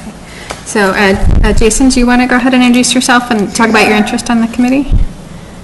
Sure. My name is Jason Hook. I moved to Hopkinton a little over a year ago. I've spent about 20 plus years in local government. Most of that time as a town manager. My most recent stint in Williamstown, I was a member of the Community Preservation Committee by ordinance, with the composition not unlike the one here in Hopkinton. Some of those delegated members turned over, and suddenly at the end of 6 years I found myself as the second longest serving member. Had enjoyed the nature of the work, draws on some of my other related and non-government experience, building recreation fields, chairing an affordable housing nonprofit organization. I spent several terms as chair of the New Hampshire State Historical Resources Council. I was looking forward to a pause and my new careers with Massachusetts Technology Collaborative, but there is a part of me that misses local government in strategic places, and community preservation is always one of those interests. And honestly, I don't have any night meetings now, and I don't have enough hobbies to fill the evenings. Okay. Do any board members have any questions or comments for the applicants? I do not. Okay. Madam Chair, I move to appoint Ken Weissmantel to the Community Preservation Committee to a term expiring June 30th, 2025. I second that. Okay. All in favor? Aye. Aye. Any opposed? No. Okay, and then, Jason, I would like to invite you to apply for something else if you have an interest, because we do have several other openings. So anyway, we'll send that list out, though, after the meeting, because it sounds like you have a lot of great experience. So we'd really love to get your skills, if not on this committee this year. I would definitely echo that. You have wonderful background and such a great wealth of experience and expertise. We definitely need you and take advantage of your experience. Please join us in some other form. Yeah. Thank you. Thank you very much. Thanks. Thank you. Okay, last, Lake Maspinock Weed Management and Control Advisory Group. There's one vacancy and 3 applicants. So is Evan Strickland, Paula Garland, or Andrew Davis here? Not in the room, and I don't see them on Zoom. So, did you guys have a chance to review their resumes? I'm not sure if I looked at these so carefully. So I made all the motions. I'm going to let someone else take the lead on these. I'm not that comfortable. I don't know, this mixed medium process isn't really working for me, so I'm not going to make the motions. Okay. I'd rather hear from all the applicants, and certainly applicants that we're going to put forward for positions, so. Yeah. I understand your concern, but there's only so much we can do. We're making our appointments today, and those who show up, and those who don't. I mean, I just think that if we're appointing, it's just my personal feeling. I'm not that comfortable with this approach, that's all. And through the chair, I would echo Muriel's concern too. I think I understand it may be a little bit deviation from the plan, but if we can accommodate that, that'd be good. Okay, so we would like to pass on this appointment? till Other next people time? can make their own choices, but I don't know, the resumes are great, but hearing from people is more important to me.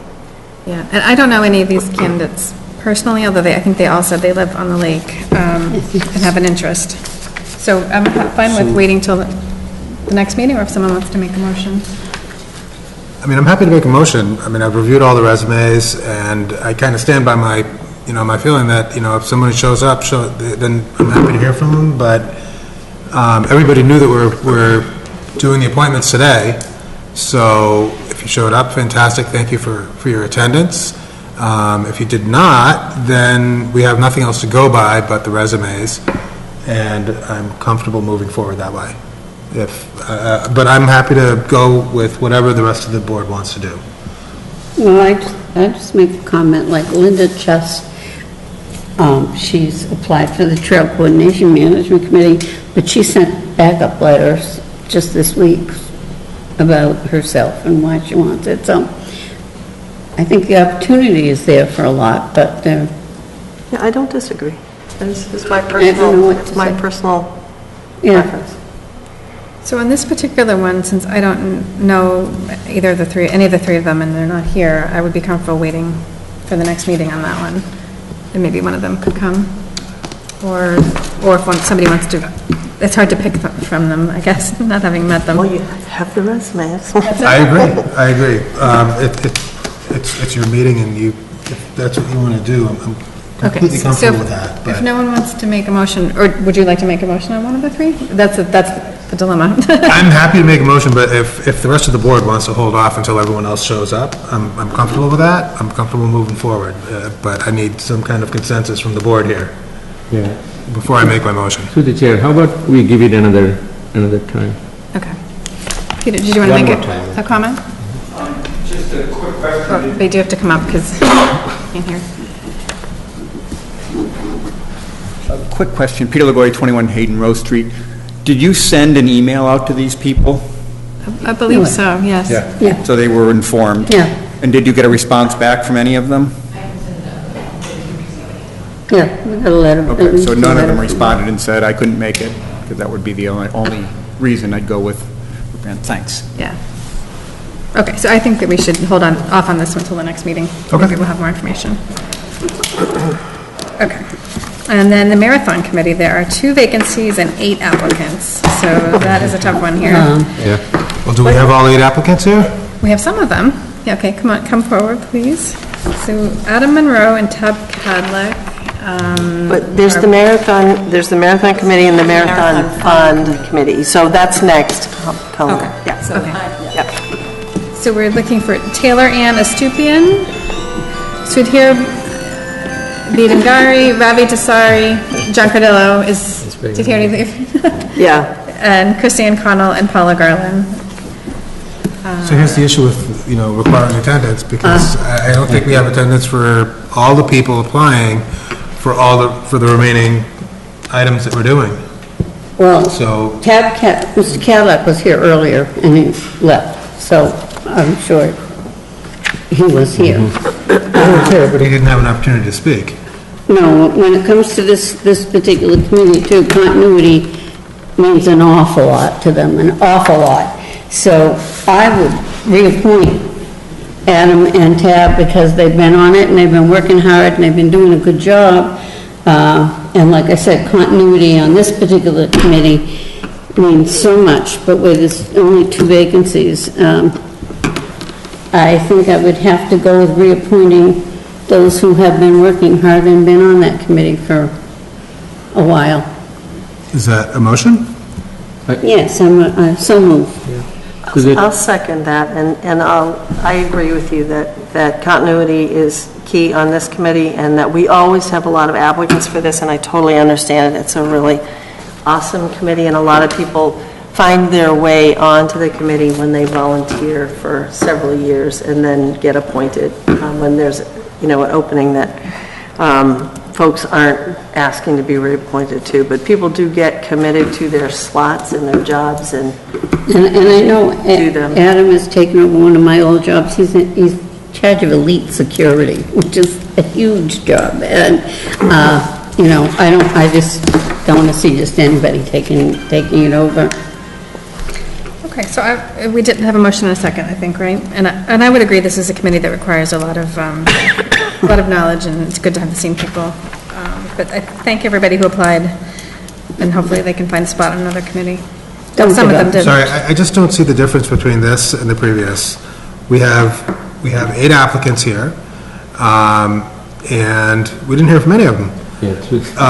The previous one, we didn't hear from any of them, and now we're comfortable because we know people, but we haven't heard from the other people applying. So It's true. under the reasoning of the previous thing, I just think that we can't go on with unless everybody is here. Through the chair, I agree with Irfan. I think No, I absolutely agree. This particular committee is a little bit unique, but I totally go, I would rather wait to hear from people than not. Well, And I concur wholeheartedly. That continuity is important, but just if we're going to be setting a precedent that we got to be here to vote on it, then I agree. Then that's our precedent. That's our precedent. I do have a suggestion. This is the Lake Mascoma Weed Management Advisory Group, and I know the Stricklands, his parents and the Stricklands have lived in town for a long time. His father was on the Marathon Committee at one time, and that's the only one that I know of these 3. However, the vacancies are 1 full-time vacancy and 3 applicants. I'm sorry, I thought we were going to have another one. But that is the only one I know anything about, that Evan is, his parents, he's lived in town forever. And through the chair, I first of all agree with Irfan that we want to be consistent. So since we decided on one, and on this particular one, I think I would like to hear from the candidates or the applicants. And I fully see the importance and value of continuity, and I support that. But at the same time, I also think there is an opportunity to hear from everyone and see if there are, people with ideas, with enthusiasm. We should weigh that in as well. And especially for Marathon Committee, I also see Ravi Dasari has applied, who I know is a huge proponent of athletics activities, organizing various events for promoting sports and our town's reputation on that front. So I think we want to just consider in a fair way for, giving the opportunity. And since we already decided that we want to do that for other committees, we may want to do that for this too. I'm okay with waiting, but I'm also comfortable, since Mary Jo knows these 2 people that are seeking reappointment, with appointing them. So I guess then, if we send out the email next time, we need to be clear that if you cannot attend for some reason, like I know Adam is a nurse, he might have to work tonight. You have to send back. He should send a reply saying why he can't attend, because there's... Adam is a nurse. Right. Well, I'm fine with that, but if that's what we're going to do, I think that the next meeting, we need to fill these spots, and we don't want to keep kicking the can down the... Right, kicking the can. So we got to do something at the next meeting, and so if we don't have enough, everyone attending next week, then we just go as we proceeded today. I couldn't agree more. And one thing I would add as a commentary is because a lot of the applicants are new, they're not always very familiar with the process and the importance of being present and what are the options, especially the Zoom option. I think is something we also want to mention when we communicate to them. Because we obviously, I think we are all on the same page that we want to encourage more and more public service and encourage volunteers to take And time. I'm absolutely for that, except that this committee is different.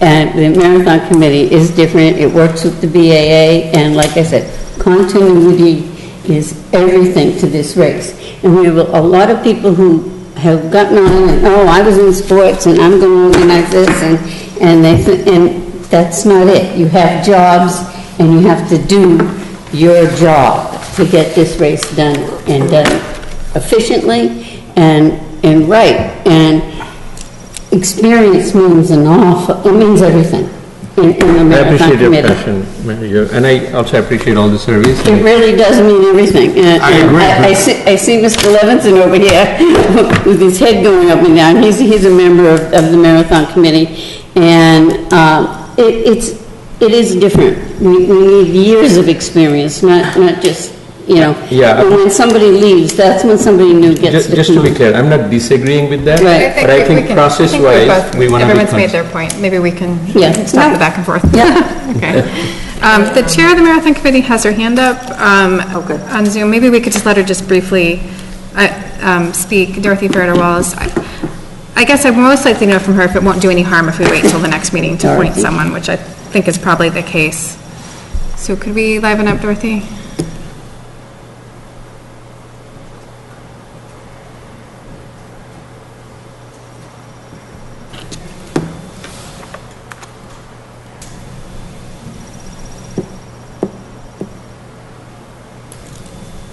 Okay, she's on mute.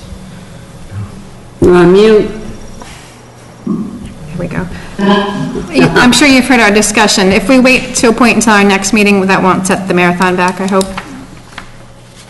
No, but I'm here to promote both Adam Monroe and Pat Padlet, who have served for many years on the committee.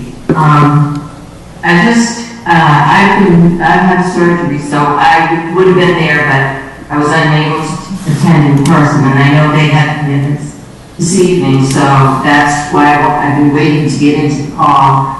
But I would really respectfully ask that they get reappointed to the committee after, they've been very good stewards at the start and really shining stars in this community for the sake of the handle running the Boston Marathon so smoothly. And, they each, Adam, as Mary Jo has alluded to, has coordinated the, professional athletes in the Korean church, and also had coordinated all the buses and transportation at Dell properties on South Street. It's very critical to have good people that know the system. It's not, I'm welcome, anybody else who apply, I'm welcome to put them into a volunteer spot to get some experience, to see what goes on, to see what a volunteer does for the marathon. It's not something, you have, everybody's a team captain, you take direction, and you learn, and it's a lot of fun. But I'm just here tonight, waiting to get on just to explain, because both have been, and it's probably my fault that I should have sent a message to Elaine. I know I said to Elaine that I wasn't able to attend, but they had already shared with me as well. So if you could take that into consideration, I'd appreciate it. Thank you. Really good solves for the community. Okay, thank you. That was helpful. It sounds like it is Thank you. I just appreciate it. Thank you. It sounds like it is the will of the committee to wait till the next meeting, correct? There's just one other thing I was going to say. Dottie talked about volunteers. There's 8,000 volunteers involved in this race, and anyone can volunteer. You just have to contact the VAA in January and tell them what area of the race you want to volunteer for. Hopkinton or someplace else. So okay, please, so we should give that feedback to anyone who does not get appointed. Volunteer. As a person who largely derailed the efficiency of this particular process, can I ask a question about just going forward? Yes, we do have to appoint. If we can make it clear to people that we'd like them to attend, and maybe ask them to have like a 1-minute introduction so that we can just hear from people in an efficient way if they are able to attend. Is that, I want to ask if that's a process that people think could work. It's not important to me personally, especially if I've known the person who worked with them on the committee. And I read this book about talking to strangers, and that the whole premise is that by meeting someone face to face, you feel like you're going to know them and know they're going to be good on a committee, but it's not really factually based. Sometimes just reading the resume can give you an equal amount of information, but I know we all have that gut that we want to see someone face to face. So, well, I don't know a lot of these folks. Okay. Right, and I've been around a long time. We did no discussion. I don't know why we're picking some people. There's no discussion and there's no. I don't know. I think that it's important to, if you're going to volunteer for the town, to come introduce yourself to the town and take your shot. But I don't mind limiting the time that we allot for introductions. Through the chair, I'm just echoing the same. I think it's more about the process and the, encouraging visibility for the volunteers who are seeking appointment. And again, it's not putting anything on any of the candidates. I just think that process-wise, I think we are talking about a consistent process and echoing the same, that if we can give them a chance. That's So, would you... Chair, Mr. Kamalo, traditionally, have we always required attendance? Depends how far back you go. In my 13 years through the chair with the town, this topic has come up. The answer for me comes from a conversation I had with one of our longest serving volunteers in town. She came to my office and said, "We understand, Mr. Town Manager, you're trying to professionalize town hall, but we're just volunteers. When we raise our hand to help, don't make too many rules for us." Thank you. Okay, so maybe we could move this to a future meeting discussion about the rules for it. Anyway, the people have come tonight, so I want to make sure everyone who is here had a chance to speak. So for the Marathon Fund Committee, there are 2 vacancies and 6 applicants, and some of them are here tonight, I think. So I know, okay, so Sudhir Bagadanari was not here. John Cardello, it looks like he left. Ravi Dasari is not here. Bob Levinson is here, it looks like, right? Colleen Charleston and Carol Nathan. Carol is on Zoom. We could liven her up. And you must be Colleen? Yeah, okay, do you want to come forward? And Bob, do you want to come forward too? Colleen Charleston, 1 Westfield Road in Hopkinton, and I don't know if Carol is going to, hopefully she's going to talk on Zoom. I grew up here, I lived away, and I've been back 20 years. I've been on this committee for a little while, and Carol and I were hoping that this could be our last term. The 3-year terms just started. This is the end of our first one. So we were hoping that we could end with this term coming up. With COVID, there were, different issues that we didn't feel like we got to experience the Marathon Fund Committee as we had in the past. So. Okay, and then Bob, do you want to introduce yourself and about your interest in the committee? Thank you. Bob Levinson, 13 Smith Road. I've been in town for almost 22 years, and the marathon is personally important to me. I've attended the start. My father took me to the start. To the finish, because I grew up in Quincy for years, and I ran the race, not well, but I ran it 3 times. And I have been volunteering for about 18 years with the race, and I've been part of the Marathon Committee for about 15 years. Editorially, I completely agree with Ms. Lafrenia's point and Dottie's point as well. And I want to, the other important cause to me is Hopkinton. I love the town, committed to the town. I was chair of the Personnel Committee. I was chair of the Police Chief Search Committee. I was the chair of the Fire Chief Search Committee. I helped create the Volunteer Recognition Committee. I'm on the Timlin Race Committee as well. It's another way of me giving back with the marathon, again, combining passions with the race and the town. So I ask for your consideration. Thank you. Thank you. Okay, and then we have Carol Nathan is on Zoom. If you want to introduce yourself and your interest on the committee. Hey, I'm Carol Nathan. I live on 9 Summer Street, Centertown. We moved here 25 years ago. I think there were 3 traffic lights back then, but we were in Centertown and we bought our house the day before Marathon. Needless to say, it's been a great passion of mine. I volunteered for many years before applying to this committee, which has just been an absolute joy and honor.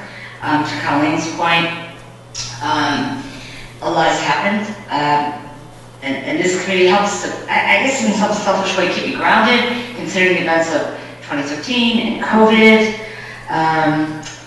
It's a very special committee, and it supports the needs of all the small organizations and nonprofit organizations in this town, and it's been an honor to serve on it as we hopefully return to normal. For one last term, I would be honored to helps us with the challenges, the changes, and the needs of those organizations that come before our committee. Thank you. And thank you for your appreciation and consideration. Thanks. Okay, so we have 3 of the 6 applicants here. Are we comfortable making an appointment tonight? I hate to ask these 3 who did come, to come back to another meeting. No, I agree, and we have 2 vacancies. Okay. So does anyone have any questions for the applicants? Are we ready to make a motion? Through the chair, I have 3 questions and comments. So thank you for stepping up and also for a wonderful, impeccable background through the marathon volunteer work that you have done. All of you are really, I think, stellar in many ways, showing your passion and showing your interest in this. One question I had is, what, in your view, is one thing we can do better in this space? Get more money. For the committee? From this committee and in the marathon, organizing the marathon overall. I know we do a wonderful job. We don't have anything to do with organizing the marathon. We're just, after all the bills are paid and there are funds left, groups from within the town, nonprofit groups, can come and they're supposed to be recreational based, can come to us to ask for funding. One of the big things that we always do is high school scholarships. You don't have to go to Hopkinton High School, you just have to be a Hopkinton resident. That's usually our top priority in the funding that we give out. We've supported the post-prom parties, different high school teams that need extra funding that's not included in the school budget. We've helped, HCA has some of their outdoor things we've helped with, seating, just many, and it's supposed to be bigger groups that the funding, so it'll affect a larger group of people. Like HCA, when we go to concerts there, some of that, the staging is support was. That's right, we stage. So, I mean, that helps a lot of people within the town. Okay, so that's the basis for let's that. let Bob answer, and Carol has her hand up, but we'll do Bob. I do. One thing that's really, really important. Like, my mom lived here for a long time with me, and again, Summer Street, David Store, the senior center, and we support a lot of the activities. A lot of them. But the senior center, so you think about the kids, you think about all the stuff we do with the high school, and all that. But there's also the senior center, and that's huge, and it's so, so, so important. Thank you. Thank you. Do you want to comment on too? There wouldn't be criticism of the committee because they think they're great, and it's stated really well by the 2 members. Just making sure people know about this. It's a wonderful resource, and it's the BA gives to the towns, and the town's giving back. So just making sure people know about it, but that doesn't mean they haven't done that. Thank you. Thank you. So would someone like to make a motion? I'll make a motion to reappoint Carol and Colleen to the Marathon Fund Committee. I would second it. All in favor? Aye.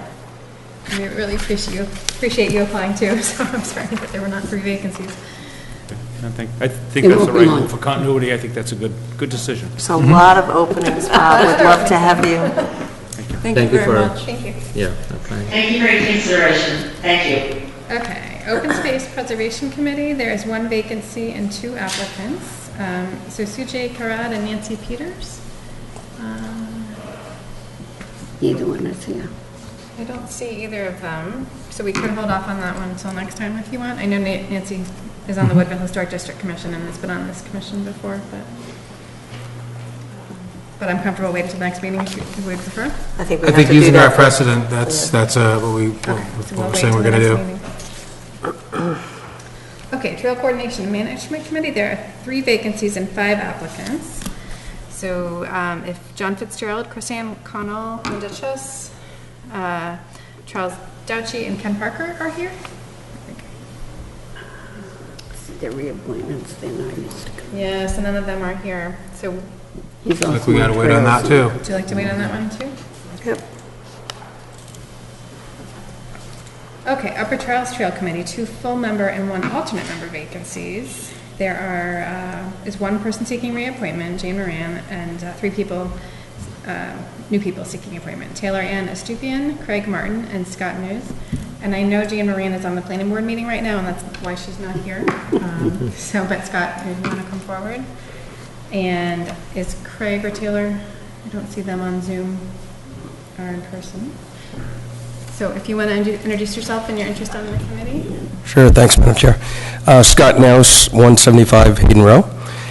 I am volunteering for the committee, and I believe I'm qualified for 3 reasons.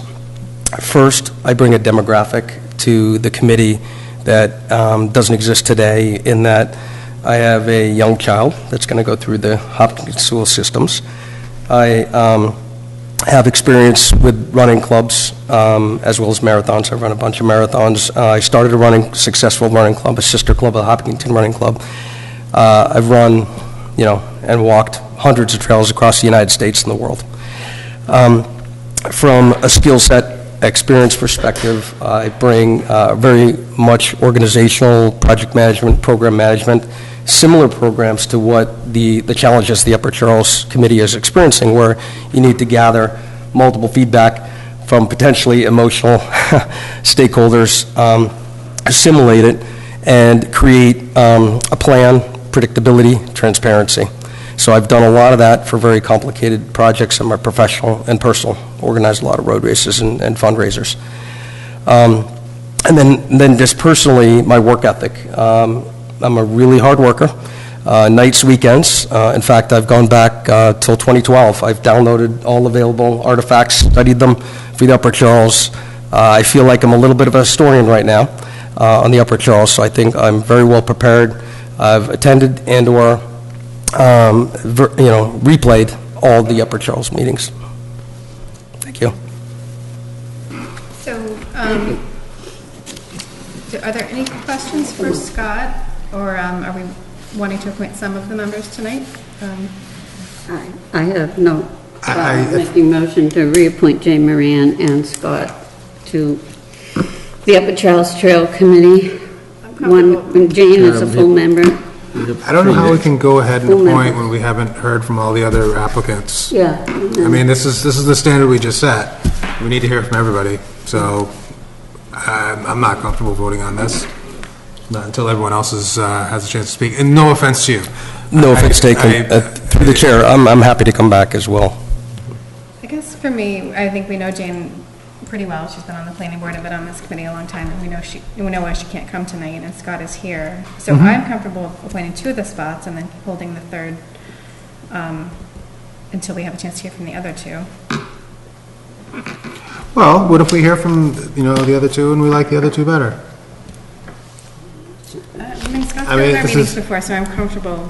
I'm very comfortable with Scott and Jane as well. This is no offense to you. This is just my objection to the precedent that we've just set.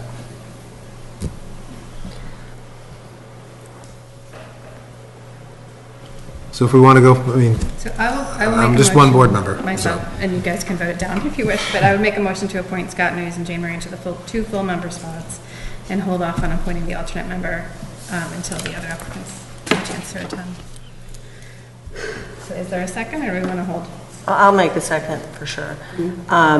I just wanted, we kind of skip past questions because we have we've got such an awkward process going, and I appreciate everybody's opinions about it. Scott, I just wanted to say first that I'm pretty impressed with your preparation. Not everybody does that, truly. And it is challenging to jump on to a committee where you are a potential abutter to the project as well. Is that right? You're on Hayden Row? The chair, potential, there are alternate routes, but no more of a conflict than an existing member who was also not a butter to an alternative trail. I'm well aware. I agree, yeah. And I struggle with that a little bit too. So my point only is that we all make our own decisions when we're on boards and committees, when there is a potential conflict of interest. And I always, recommend people are really thoughtful about the ways, when they take their votes or when they abstain, when they use their voice. It's really a protection for you more than anybody else. So I just say that as a consideration for you. The Chair, Muriel, I really appreciate that. I hear you, and I absolutely will, if it ever gets to the point, abstain if I become a conflict of interest. I think, just really quickly in response to that, you guys know I want to advocate safety, and I've come up publicly and said, follow a process, follow it right, and whatever the outcome is, I'll be front of the line supporting it. And I really mean that. I'm true to my word, people that know me. So I know that it's been contentious, and so it's one of those things where I think this can be righted. And I think we can be a good team, and I think Jane and others are awesome, and I think we can make a really good team, and I could bring my organizational technology and my hard work to assimilate all the information, get it out to the public, and I think we'll put people at ease. Through the chair, I wanted to say, thank you for that, by the way. I wanted to say one more thing. I think that I've been very impressed. I know it was emotional when people jumped in, and I appreciate the willingness to, like, it's hard work, right? All of these projects are hard work. People put a lot of investment into them. So I appreciate the willingness to adjust course a tiny bit and be part of the solution a lot. I really do. Thank you. Through the chair, similar note, Scott, you have a great background, and thank you for your interest and stepping up as well. We need, your expertise. I've seen and talked to you about some of the trail issues and see your ideas, and the process is very important. And on a similar note, I think Jane Moran has dedicated so much and is so passionate about this. It's great that we have, candidates and applicants like yourselves. So thank you for stepping up. And again, it's a lot of work. It's hard work, complicated, and a lot of sentiments involved. So I think you have the right tenacity and temperament, and good luck to you, and look forward to working with you. Through the chair, I'd also like to add that, as liaison, I've seen the work that you've done over the past year, that you've, Jane and have done, and I commend you. I know that you've been doing a great job. I have tremendous confidence in you. What you've heard me say today is more about process, not about your qualifications. I didn't take it that way, but I appreciate that. Thank you. So there was a motion and a second, so to appoint Jane Moran and Scott Nose to the two full member spots. All in favor? Aye. Aye. Any opposed? I'm abstaining. Abstain? Okay. All right, and then we'll leave the alternate spot for the next time. All right. Thank you. Thank you. Take care. Have a good night. And somebody else has to make the motion. Page 4. It's just trails management? Trail coordination? We need to appoint the town council and labor council for the year. So I move that we appoint Maneris and Harrington LLP as town council and Merrick O'Connell as labor council for the existing term of June 30th, 2023. I second that. all in favor? Aye. Any opposed or abstained? Somebody else has to make the I next move one. to appoint Mary Jo Lafreniere as the Select Board Chair's designee to the Metro West Regional Transit Authority Board, term expiring 6/30/2023. I second that. Any discussion? Now we get All in favor? Aye. Any opposed? Abstained? Okay. The next motion is for traffic constables. Motion to appoint the following traffic constables to terms expire from July 1, 2022 to 6/30/2025. John Kraus, Dan Smith, Evan Brooks, Megan DeRad, Jane Goodman, Derry McGill, Darlene Haynes, Stephen Iadarola, John Litchfield, James Collins, Douglas Lewis, Stephen Sleeman, Thomas Poirier, William Proctor. Poirier, Oh, Poirier. William Proctor, Robert Santucci, Richard Flannery, Thomas Griffin, Charles Wallace, and Jared Toronto. So moved? Or Second. All in favor? Aye. All right, town manager appointments. If I may, through the chair, Yep. if the board is okay, skipping the first appointments, John Nis as principal assessor and Christopher Hemmens as treasurer collector. Sorry to get, you want to skip them? Yes. Okay. So make a motion. You said to skip them, right? Yes, yeah. Save them for next time. For next time, yes, please. Okay. And how about the one-year officials, inspector of animals? Please proceed. Okay.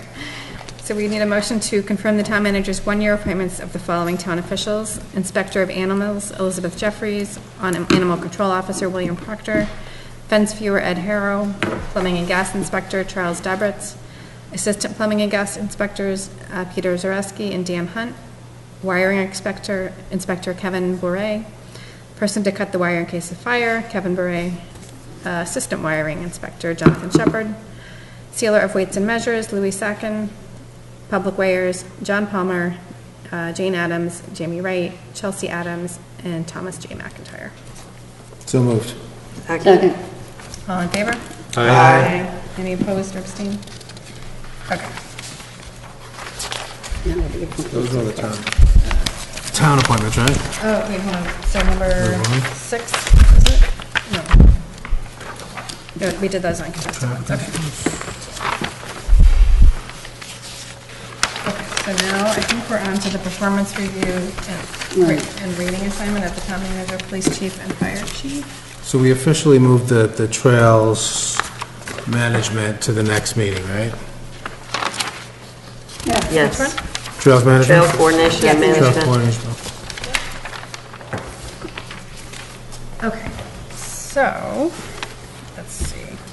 So I guess we will have Maria Casey come forward and explain the process a little bit. What we need to do tonight.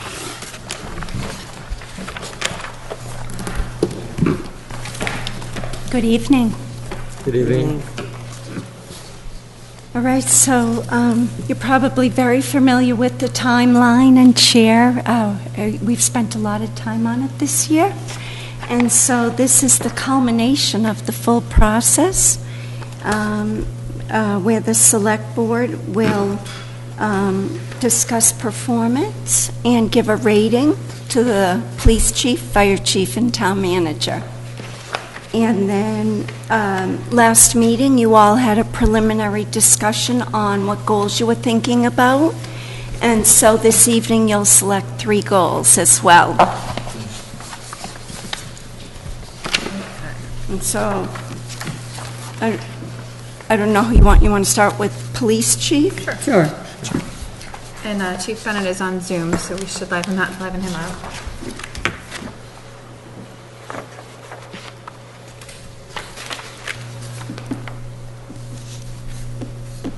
And I will say in the past, the practice has been, just like an overall summary, and you might want to read part 5, and then everybody select a rating to come up with a compiled rating is what has been the practice.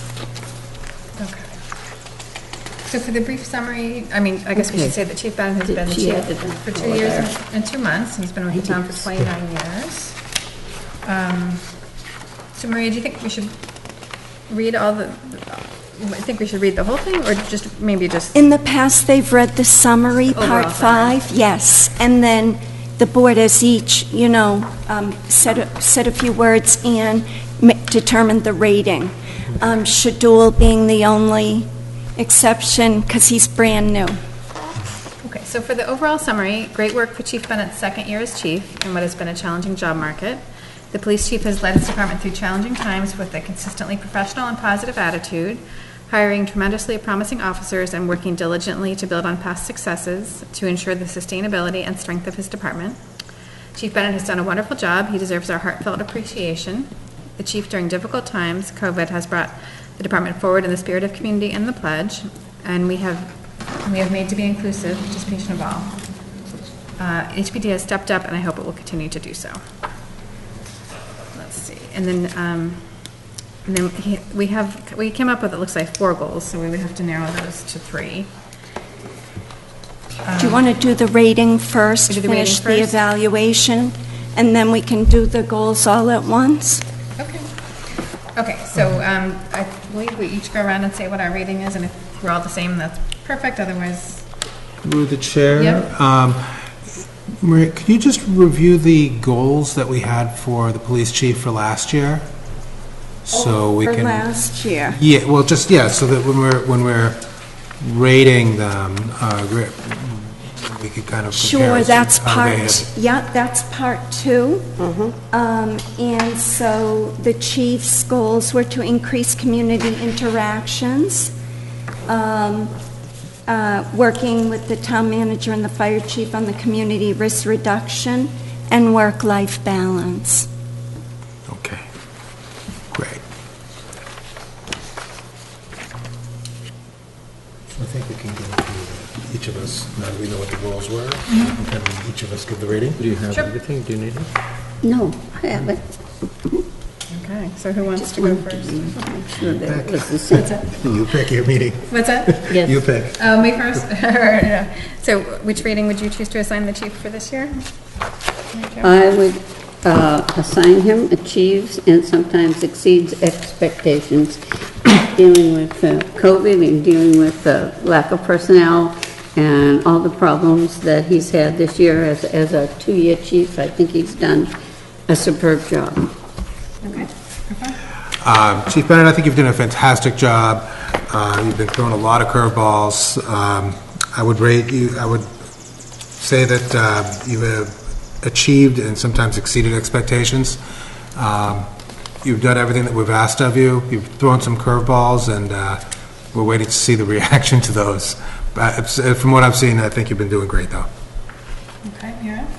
I'm comfortable with that, rating achieves and sometimes exceeds expectations. I just want to say, certainly, I think that there was attendance to the goals that we set, which is very, very constructive. And I know that it has been sort of challenging from every direction these last couple of years. I think that that I really want to just reiterate how much I think the select board and the town in general want to join the chief and the department in sort of building increased unity and cohesion and sort of stickiness in the department. We're hoping, very much hoping, that we can encourage people to stay more long-term and help build the department in a robust way. So that would be my feedback there. And Shadul? I think So Shadul doesn't... That's okay. Oh, he doesn't get to vote. Because he was just elected, and it's for the prior year. Okay, all right, so then I would... I think it wouldn't be fair for me to evaluate, but Then I will concur with Mary Jo, Irfan, and Muriel that the rating of achieves and sometimes exceeds expectations. Okay, so that is settled. And then for the goals for next year, we had suggested continued work with the IT department on an HPD transparency page with posted metrics from the new software. Work on employee onboarding and employee retention in collaboration with the town manager's office and select board. Workforce development strategies going forward and must necessarily include innovations for increased VEIB. We might need to get that acronym explained. And connect the rank and file officers with the townspeople. Perhaps a profile once in a while for media interactions with the HPD. Develop a work-life balance and improve self-care. And develop a relationship with the new fire chief. So what does DEIB stand for? It's diversity, equity, and inclusion, and Hopkinton belonging. added belonging, Okay. yes. Got it. Yes. What I did is try to highlight in like a light yellow for you where there was some common themes among different select board members. So now the board is going to prioritize what they believe is the top 3 that the chief should do for this coming year. I'm not seeing the yellow. Is that a different page? A different. Yeah. Yep. And I wonder if is it part of the process we would encourage Chief to speak to his priority? Sure, and what I did for the board, the chief did outline that in his self-assessment. I don't know if is he up there? He's on, No, yep. He's still there. The very first column says suggested by the employee. Yeah, okay. So the employee, then Amy, Mary Jo, Irfan, Muriel, and Shadul. And so Shadul did participate in the goal process. Okay. So I would like to put forward working at collaborating and continuing positive growth, our employee retention, recruitment and retention, onboarding and team building. Amy probably said it best as I look across all of these choices. But also, you know, what is it that we can do in a collaborative fashion to support the department in this goal in particular? We really want to make sure we're doing our part. We know that others are doing their part, but we really want to help build strength in the department. Yeah, so number 2 is very similar across the board.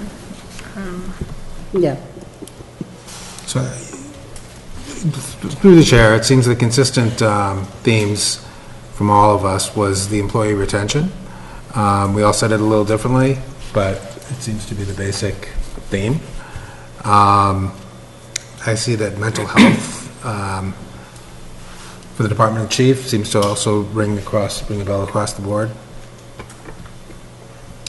And then outside of that, it seems to me that the third goal would be the diversity, equity, inclusion, and belonging. Could I just make a friendly amendment, Irfan? Sure, of course. If we take the chief's goal of health and wellness of HPD personnel, that incorporates mental health. If we're elevating mental health to parity, so does that work to use that health and wellness of HPD personnel, and just making sure that we're explicit that mental health is absolutely part of that. I know it is for the chief, but I just want to make sure we say it. So could we just add that onto one of the others? Just some of them don't mention mental health. Yeah. But that, yeah. Okay. So could we turn it into increased employee retention, onboarding, and team building, paying attention to the health and wellness of HPD personnel? All one. It's all related, I think. Well, we need 3 goals, right? Yeah, that's one. Yeah, or the mental health and wellness, including personnel. Mm-hmm. Yeah.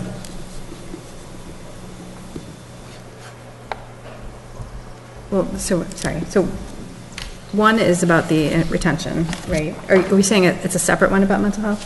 Yes. Oh, so I was saying it was a separate thing. A separate. Yes. I can't speak for. Yes. I was including mental health in the health and wellness of HPD personnel, which is one of the goals that Chief put forward. Okay. As a suggestion. Okay. And rather than combining it. Okay. Well, I just want, I think overall health and wellness and mental health go together as a goal, is what I'm trying to say. Somewhat inelegantly. But it's separate from employee retention. Yes. Although, it really plays, but yes, separate from employee retention and team building, correct. And I guess in that goal, I really want to challenge the department and the chief in the right way and communicate to us what is needed for the recruitment and retention and team building aspects. We want to hear from them what we can do and what the town can do. Mr. Kamalo, is that traditionally like the liaison's position with the police department and fire department? Yes, it's through the liaison as well as at times through the town manager or the HR director. Okay, so it's already built in. Correct. Thank you. I was wondering, through the chair, the mental health, can that be also part of the retention in some ways? That's also addressing kind of the well-being of the staff, so that it can be one larger scope goal, and then we can add 2 for the other 2. That's what I was kind of thinking, but there's also the work-life balance and improved self-care, which also goes well with mental health.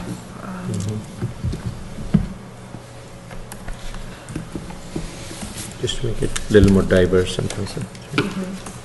I would suggest that work-life balance and mental health are part of the same thing, whereas employee retention is a different piece. It it may benefit, the work-life balance and mental health may help retain employees, but I don't think they're one and the same.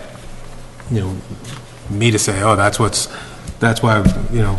that's the key to maintaining, retaining employees is far-fetched in my Contributing opinion. factor there. I agree, I think that makes sense. So if we could do the employee retention one as one, and then the work-life balance and mental health together as one? As That would one, be two. yep. And then we need a third. So the DEIB? Would that come under the mental health? Where's the DEIB? Yeah. Yeah. It's not here, but Irfan said it, and it's an overall goal of the town. Well, I mean, as far as the third one, we do have a number of other options here. Shahidul mentioned the community preparation for hardships, defined level service, and measurable, transparent baseline. Communicate with us.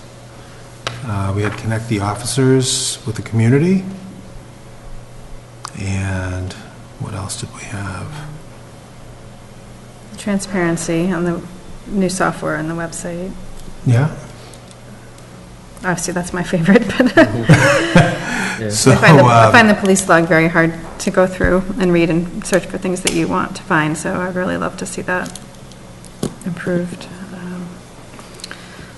Because I sort of felt like that was a goal for last year, connecting more with the community, and that they did that, and we saw them at a lot more events last year, or at least it was more publicized. Yeah. Well, I think that could fall within Shahidul's, defined level, service levels, measurable, transparent baseline, and communicate where you stand and how to improve preparation. I think that could kind of fall within it, the website. I was thinking Unless you meant something else. Kind of blends with the transparency and also measures kind of together. We can look at blending them maybe. Yeah, I think it could be combined with transparency.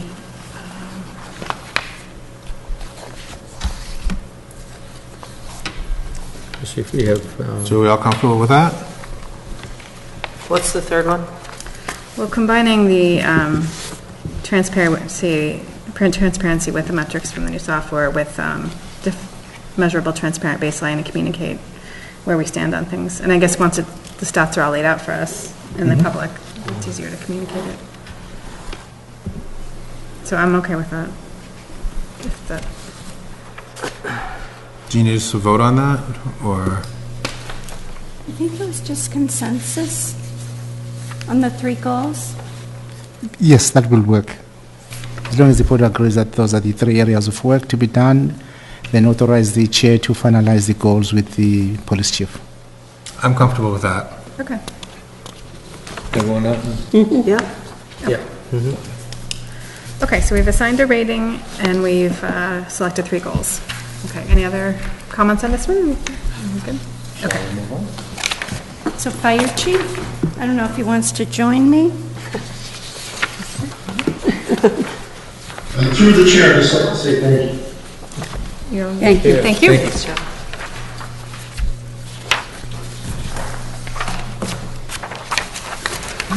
So Chief Bill Miller has been 9 months as fire chief and 22 years with the town. The summary is, overall summary, as the chief has had an excellent first 9 months in the job. He's off to a strong start. Bill leads with a positive focus, great energy investing in his team, with a vision for a bright future despite understanding the challenges. He and his department are wonderful resources for Hopkinton. I'm very impressed with Chief Miller. He has done a wonderful job for a new chief. He deserves our heartfelt appreciation. I'm looking forward to a full year and a full staff, and I know there are wonderful things coming. All right. So, do the rating first?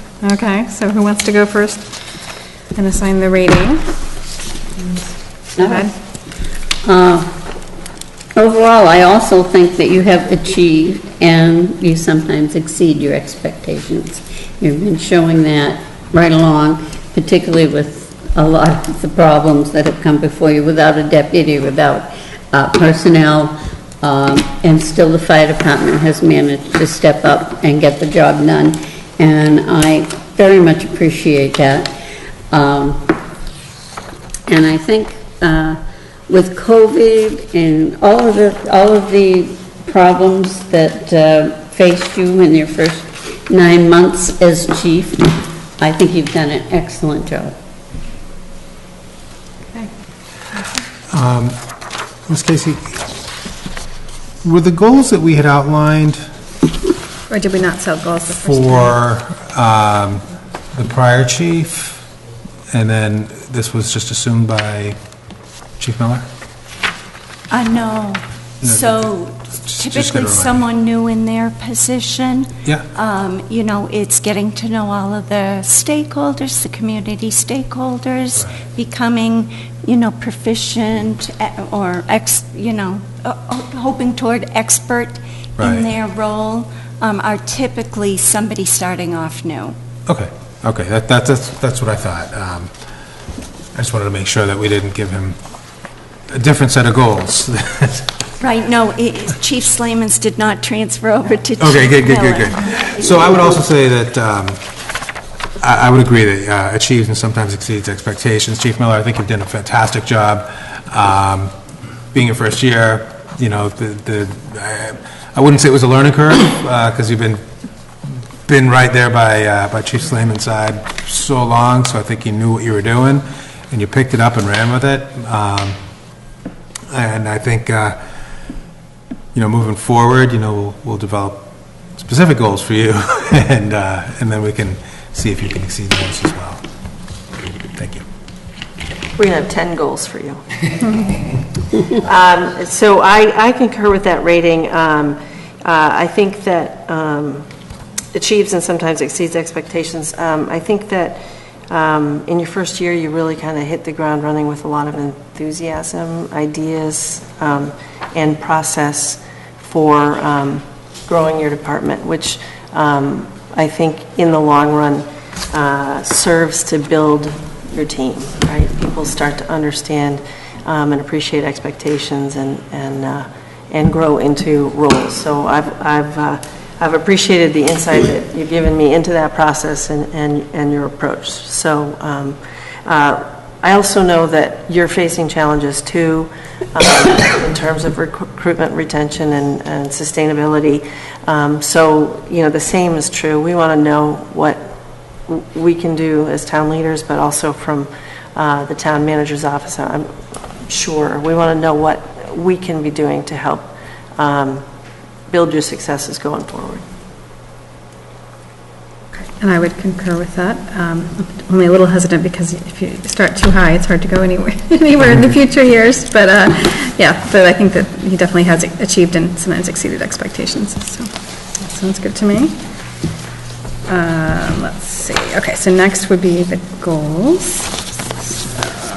And so the first column again is what Chief Miller had put in his self-assessment.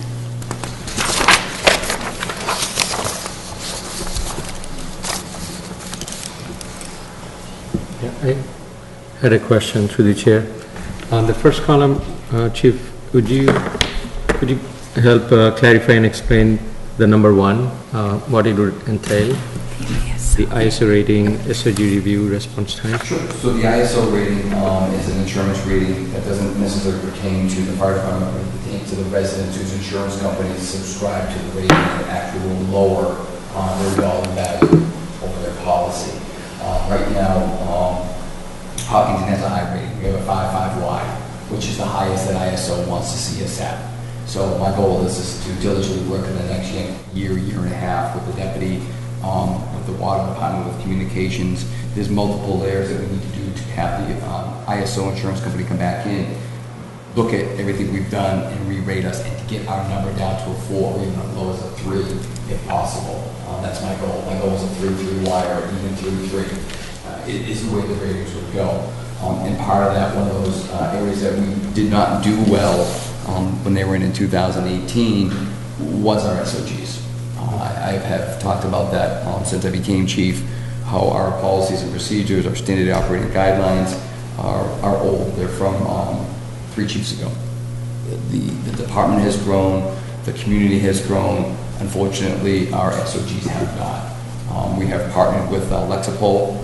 The deputy has already started working on that as we speak, and that's a solid year, if not a year and a half, to work with this company and do our Lexapol policies. So Thank two tied together. Yeah, thank you. I like that a lot. And just my comment is I think that aligns well with the one that I also put in for matrix formalized to define outcomes. This is more structured, so I love that. You'll get this. Through the chair, I tend to agree with Mr. Menon that I like how the ISO works with the metrics that he had kind of proposed, and I think that's a fantastic goal. The evaluate the Station 2 feasibility study and future staffing needs seems to coincide with the satellite stations in town that I was talking about. Yeah, I think several of us mentioned it in different words. Yeah. And so that seems like a second one. Yeah. And then when we're looking for our third goal, I would go back to what I suggested, because I suggested it, coordination with the LNG facility. The two people's, and Amy had that on hers as well. I really actually appreciate the chiefs and the board for driving some metrics-driven goals. I think that that's a really fabulous step, actually, and I appreciate that.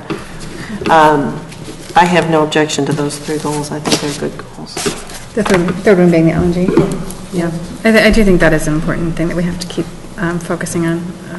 If I may, through the chair, over the years, there has been an unwritten established tradition where one of the three goals actually has the town manager, the fire chief, and the police chief all working together. I have it. And do you think this would fit that, I suppose, right? Yes. Yeah. Okay, so I think I'm comfortable with that. The first two are the ones that the chief has written, and then we will add LNG response plan that would be in conjunction with the town manager and the police chief. I have, Is that along the lines of what you were saying? Yes. Okay. develop education and informative programs for the fire department. I also, when I worked in other towns, we also had someone from the fire department come every year or every other year and go through CPR training and, you know, defib training and all of that. And since I've been here, I don't think we've done it once, and I'd just like to see that program, a program like that started, so we can all get re-educated. We can do that.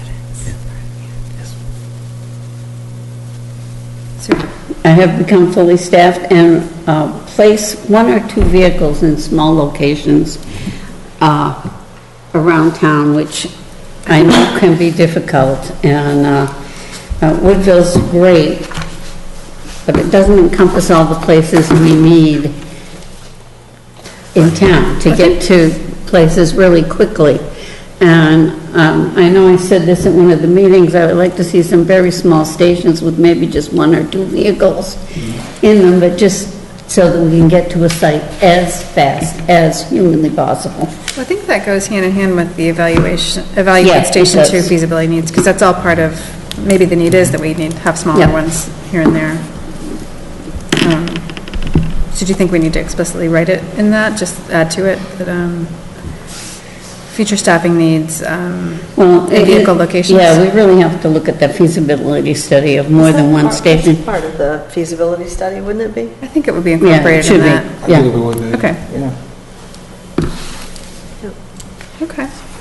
And, let's see, we're not supposed to do 4 goals though, so. Only 3. Huh? Only 3? Only 3, okay. Yeah. So, but Chief has said he's willing to work on the educational programs, now that, I guess, right, anyway. It's just going to give us a tiny bonus. But it won't officially be in the goals. I imagine it's been hard to do over COVID anyway, to do training. We're just getting going back to the public now.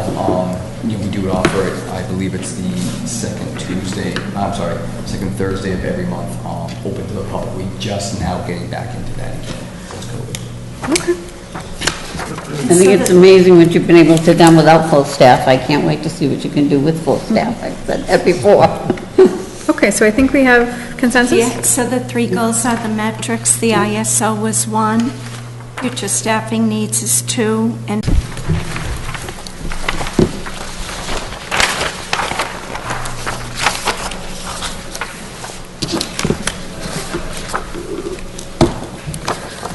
Okay, now the town manager. Town manager, sure, and Irfan, just so that I can let you know what the town manager's goals last year were, was to develop a civic engagement plan, collaborate with fire chief and police chief to formalize the community risk reduction plan, and achieve work-life balance, were for last year that you're considering his performance. Okay. Okay, so Norm McMullen has been with the town since 2009, 13 years. Overall summary we have here is the town manager has had an excellent year despite many challenges the town faced. Mr. Kamalo serves with great dedication, ability, and attention to detail.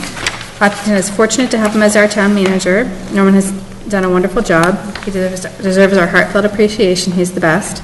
We could all improve, but Norman tries to be on top of everything. We respect his knowledge and ability to get things done. Okay. And we need to assign a rating.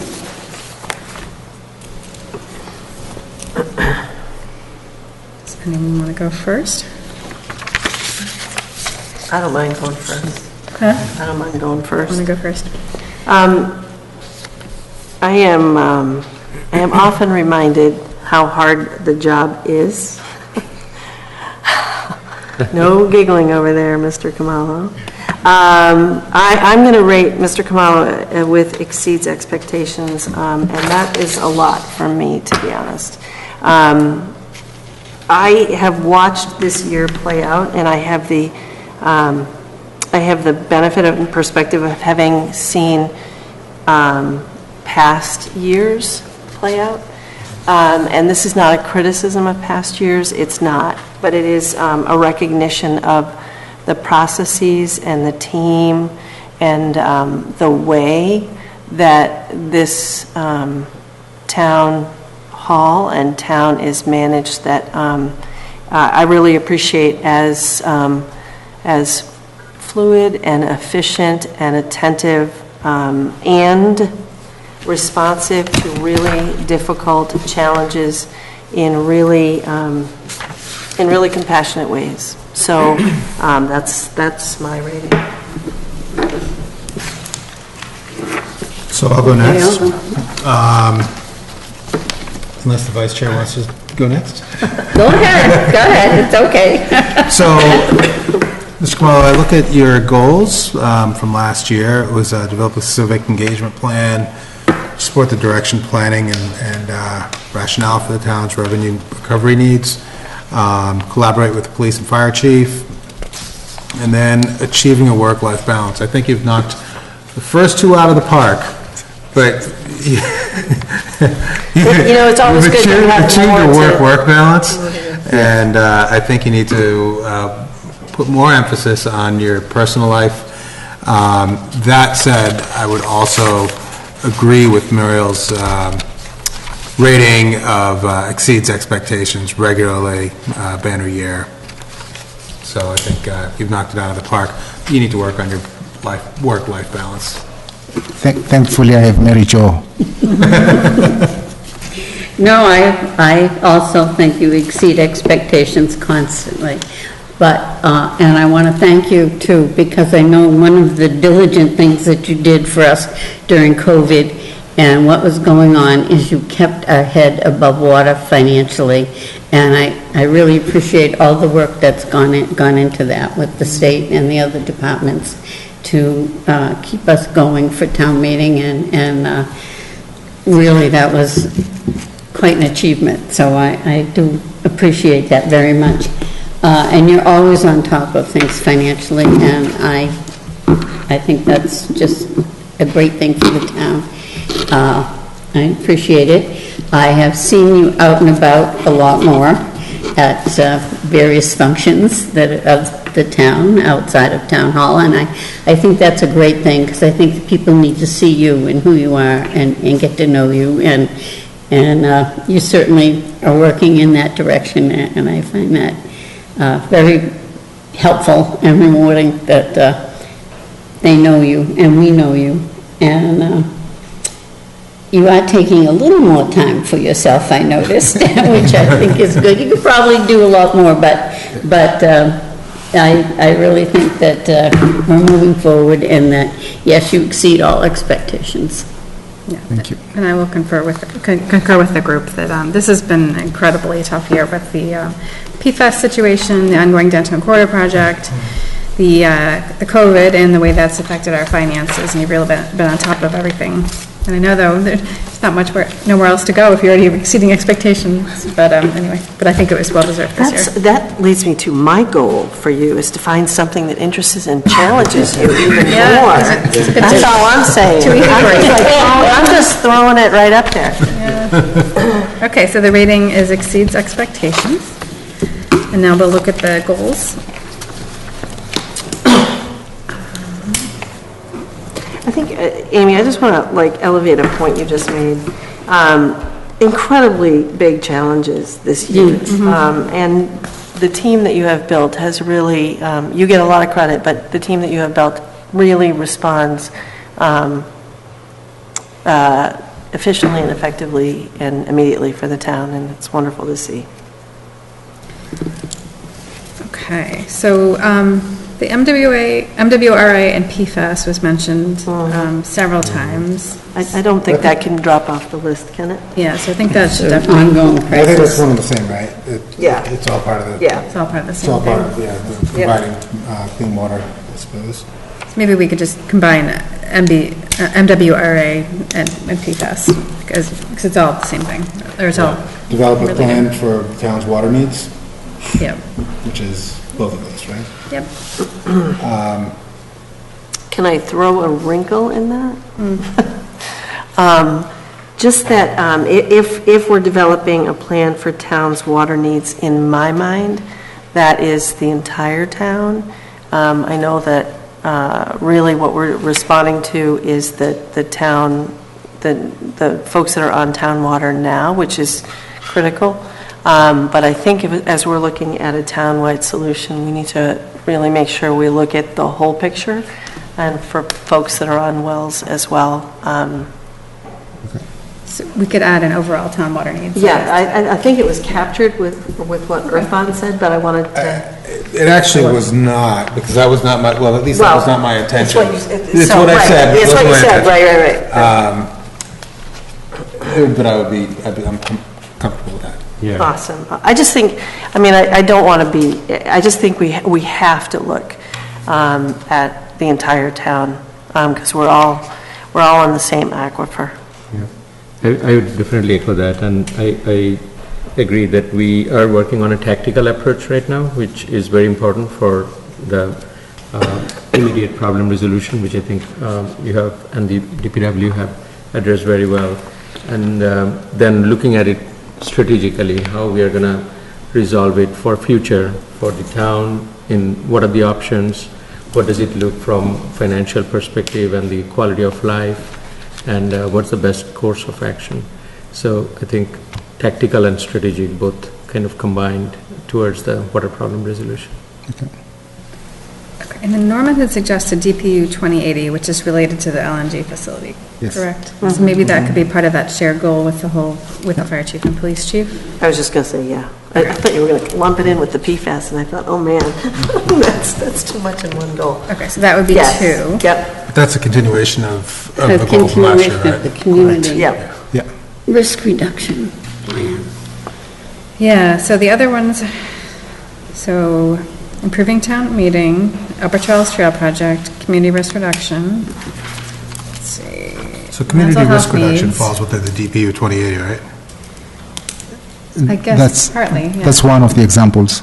Yeah. Yeah. I mean, I think we could say use that's the broad covered. stroke and say community risk reduction, but with, obviously, the DPU 2080 falls within that. Through the chair, I was wondering if you can elaborate a little bit on DPU 2080.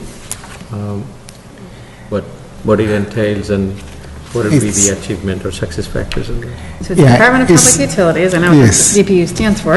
Yeah, it's the investigation process that the Department of Public Utilities has set up to facilitate the Commonwealth's goal to phase out gas by 2050.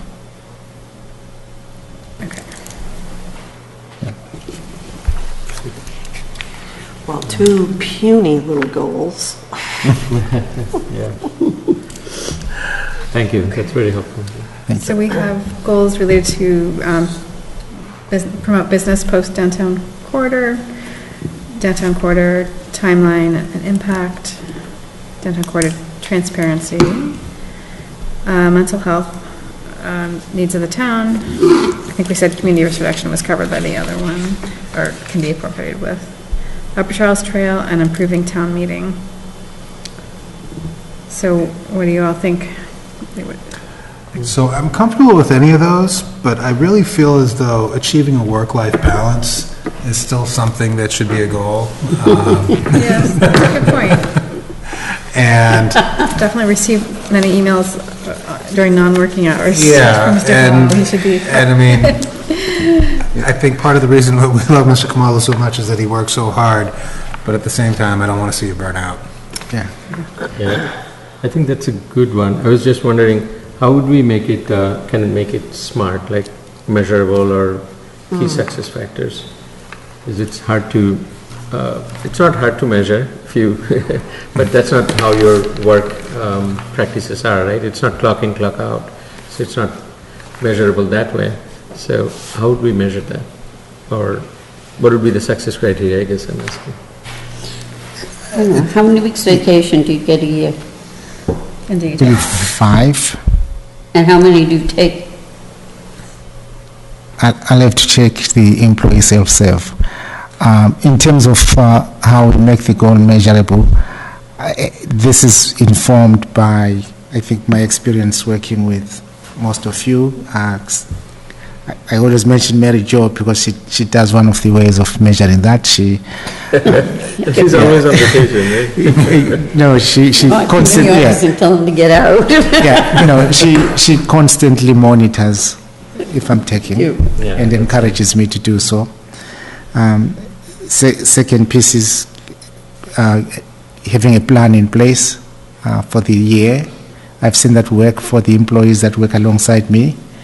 And then the third piece is having a feedback loop with Mary Jo. I seem to be pointing at you all the time. Yeah, is a feedback loop with my mentor to meet regularly with Mary Jo to talk about work-life balance issues. So those are the 3 ways for me that we could measure that. Having a plan in place, actually taking the time, and then having a monitoring and evaluation system with a coach or a mentor. Accountability. Yeah. So we're going to call that work-life balance. I also had put down here negotiations with Eversource. We have to keep that channel of communication open and keep our eye on them. Yeah. And I do think if you set the tone for the other town staff, if you're modeling a good work-life balance, it will flow down to the other employees too. I know if I get an email from my boss at an off hour, I feel like I ought to reply, even though I know I don't have to, so. And I will say it for myself, I've been trying to be conscious, and I know I don't do it all the time. If I want to email Norman and Elaine over the weekend, I try really hard to schedule the email not to go out until Monday morning, because I don't want them to feel like they need to reply until Monday, because I'm just writing because I'm free on the weekend, not because I want a response on the weekend. But anyway, we can all do that, I think, too. That's a good point. So are we all comfortable with those 3 goals? I mean, there were a number of other ones that we could have used for the 3rd goal, but if we're all on board. Yep, I think so. All right. And if I may, through the chair, I don't know if Chief Bennett is still out there on the World Wide Web.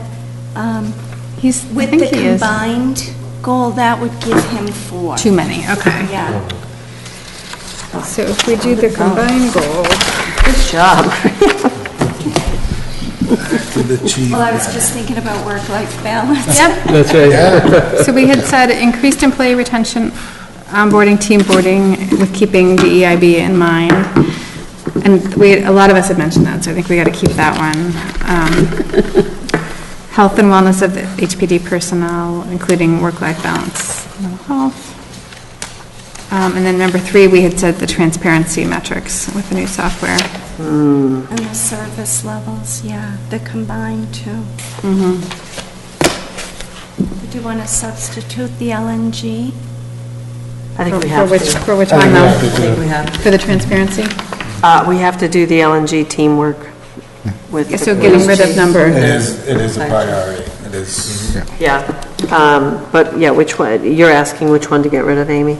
We have to get rid of one if we're going to have that. Yeah. Yep. I agree with the matrix. Yeah, I do too. You know what, we should just add deputy chief here, and we should just slide a little goal onto his list. Maybe the chief can assign him something. Yeah. But I think that makes sense. I appreciate you pointed that out. Okay, so we are getting rid of what was number 3, the transparency with Yes. metrics? Okay, but you could always assign that to someone else in the department if you thought. And you can inform the chief of our change. So, Madam Chair, can I say one more thing? I had the opportunity, and I guess I did it, I don't know if, I did it my way, and I had the opportunity to speak with each, the town manager, the police chief, and the fire chief for a really nice, long conversation. I just wanted to out loud say how much I appreciated that time and that ability to really learn and interact with them, and it was really generous of all 3 of them to afford me that opportunity, and it was really appreciated. If I may, through the chair, to Select Board Member Kramer. You know, a lot of those accolades were included as part of the drafts, which the 3 members, they did see because you shared. Yeah, So they have, but it's incorporated therein, so they will see everybody's stuff. Yeah. Everybody's all incorporated. I do personally just, so this actually like tees up a question I have, and it's good, Maria, if you have like 2 minutes. It's an awkward process for us, or for me, right? So, I see and appreciate people's performances only from our perspective, and we don't have day-to-day responsibility. And I kind of would like to suggest that we just tee up a separate conversation about a more comfortable process, what that means. Like, for example, I don't know, nobody at home knows that we don't see this consolidated material until we get here. That's hard to interact with that way, and we don't have any insight. Like, there ought to be a mechanism for us, if we're doing these performance evaluations in fairness, there ought to be a mechanism for us to get sort of multi-level feedback from departments, right? Like an overall sense of how everybody is perceiving the performance within a department, right? Not just from top down. I just want to have the conversation to see if there's a way. I think that is a fair point, makes because we don't work with them on a day-to-day basis. And we're not supposed to, right? I was going to say, was 2017, there was a community who, they didn't do it that way, the way that you're suggesting, but the chair, it's historical, the chair has been the one to talk with each member individually and do the compilation. I think it was 2018, Boulder versus Wayland, and that changed the process. Wayland was fined for violation of the open meeting law. So that created this new process. Yeah, I don't advocate for violating the open meeting law.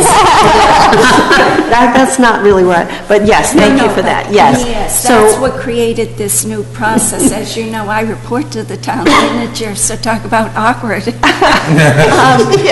But I'm required to file a disclosure with a conflict of interest as well. So it's an awkward process, and in private sector, it doesn't happen that way. Yeah, and what sort of spurred me on is you mentioned that I had shared the information. Like, it's just a personal thing with me, doing evaluations for people. I want them to know what I'm putting forward as feedback really explicitly, right? I don't want anybody surprised with feedback that I'm providing.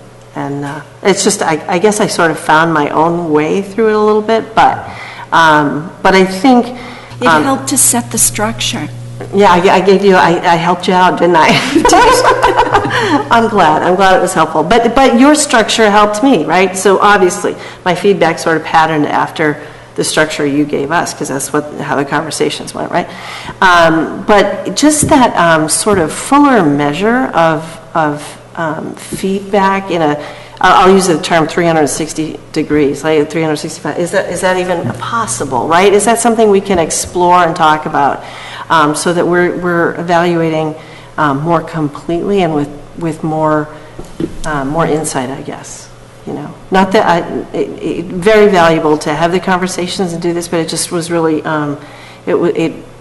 you know, this is my first time through doing it this way, and I just recognized that it was a little bit challenging for me to.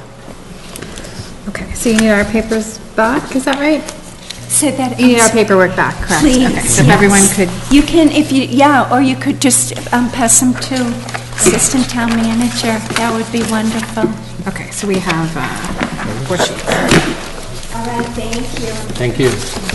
Thank you, Maria. Thank you, Maria. Thanks, Maria.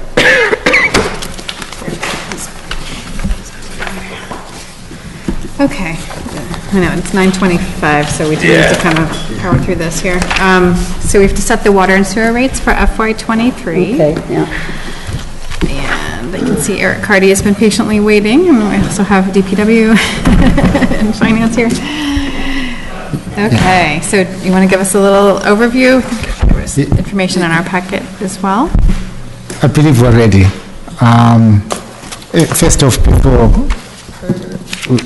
we launch into the sewer and water rate setting process, I want to take this opportunity, speaking on behalf of the fire chief, the police chief, and town hall staff, we sincerely appreciate the feedback from the board. I would be amiss if I did not point out that our successes, accomplishments together, because we work as a team. All of this would not be possible without the guidance from the board, the support, the suggestions, the offers for help from our volunteer teams, and more spectacularly, the work by our town staff. Thank you. Launching into the water and sewer rate setting, here with me is Matt Abrahams from the Abrahams Group, the consultant who helps us in putting together the workbooks, John Westerling, DPW Director, and Tim O'Leary, CFO. We have a 3-part presentation. I will do a quick intro. John will get into the specifics, and Tim will tell us why this makes sense from a financial perspective. This meaning the recommendation that we're moving forward.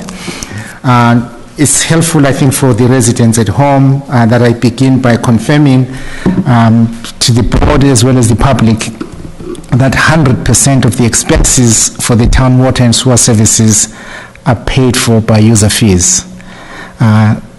Including fees, there is no subsidy provided by the general government budget. There are no property tax funds that are applied to the water and sewer services. In your packet is my recommendation, supported by the finance team as well as John Westerling, for a 9.5% rate increase for the water enterprise and a 5% rate decrease for the sewer enterprise. As we have said in past years, these rate adjustments meet the near-term needs based on the budget that we presented at town meeting. However, I think given some of the projects that we're looking at, it is important that I highlight very briefly the long-term situation. With respect to the water enterprise, as you know, annual town meeting has taken actions to move toward a possible connection to the MWRA to provide a safe, bountiful, reliable water supply for the town. There are several potential cost factors for a transition to the MWRA that are highly variable, and because of that variability, it's difficult to definitively discuss a likely future rate trend for water with any precisions. However, in an effort to bound the issue, we challenged, and the finance team did rise to the occasion, and they have developed a tool that can provide some sense of possible outcome to guide tonight's recommendation for an initial upward rate adjustment of 9.5%. As covered in the memo that was shared with the board, the key variables over the next decade include the following. As we, I think, mentioned when we were preparing for town meeting, there is an $8 to $12 million connection fee associated with the MWRA. Most recently, we heard that the MWRA Advisory Board is recommending to the MWRA Board a 5-year suspension of this connection fee.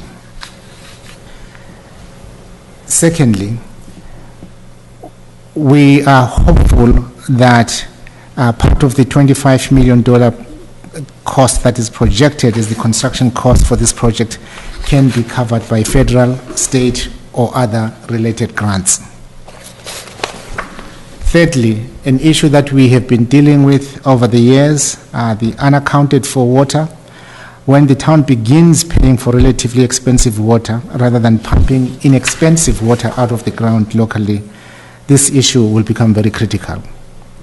And then finally, whilst we do project some savings that may be achieved when local production of water is suspended, we believe through our initial projections that this will have a very modest impact on the required future rate increases. With respect to the sewer enterprise, Hopkinton relies heavily on a treatment agreement with Westboro and another with Milford.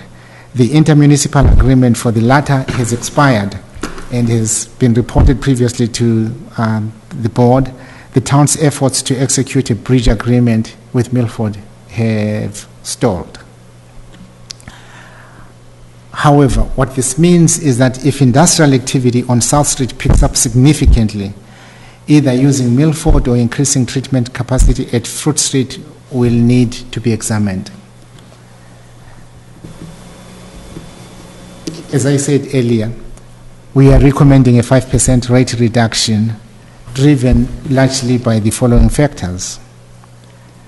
Number one, the debt bubble that was projected beginning in 2019 has subsided. Secondly, we now have an operating surplus of at least $660,000 projected in FY 2022 for the sewer enterprise.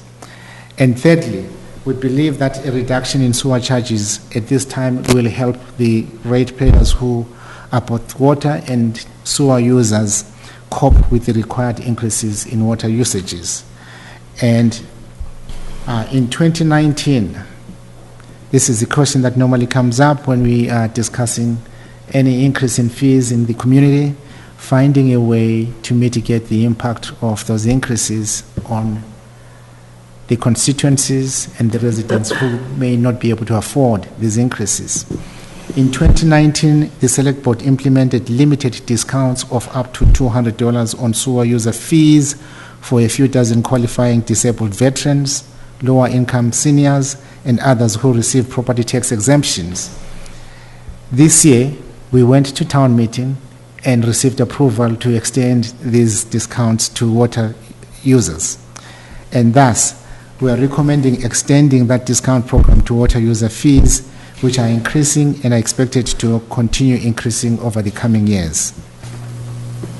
And at this point, as I said, with your permission, I will let John Westerling give you the specifics on the engineering side of the projected increases, and then Tim will follow up with the explanation of the financial impacts. Through the chair, good evening. Thank you, Mr. Coleman.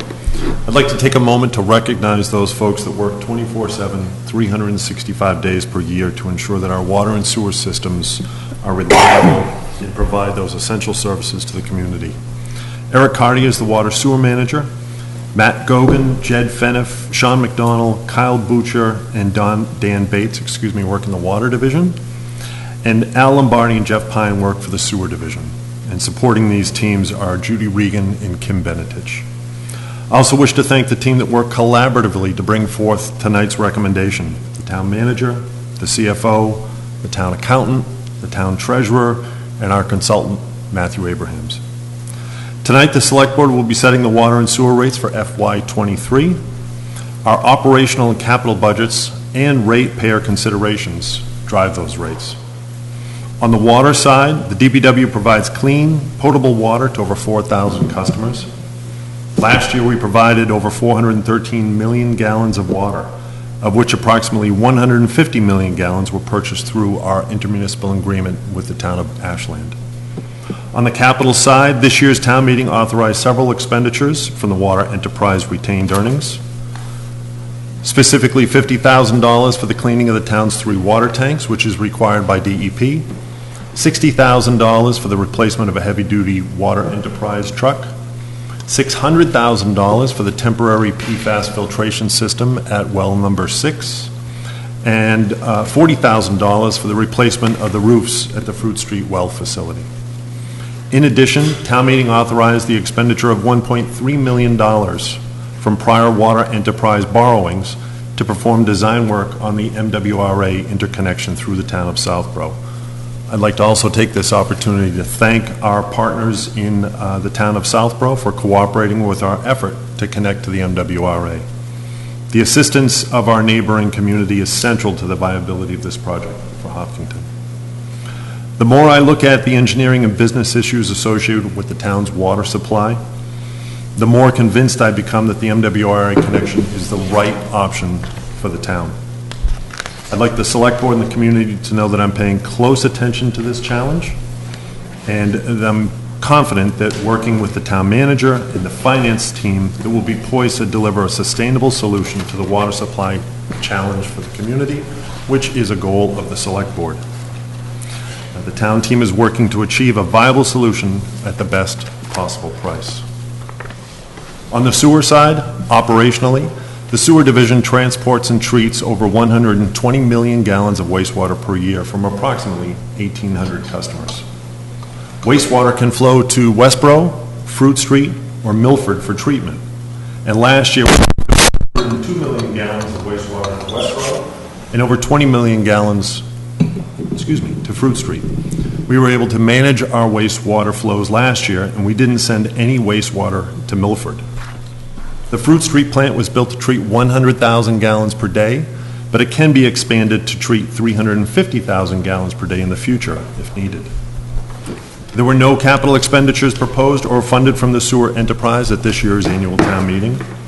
There will be a proposal for a replacement of a single pickup truck for the sewer enterprise in next year's operating budget.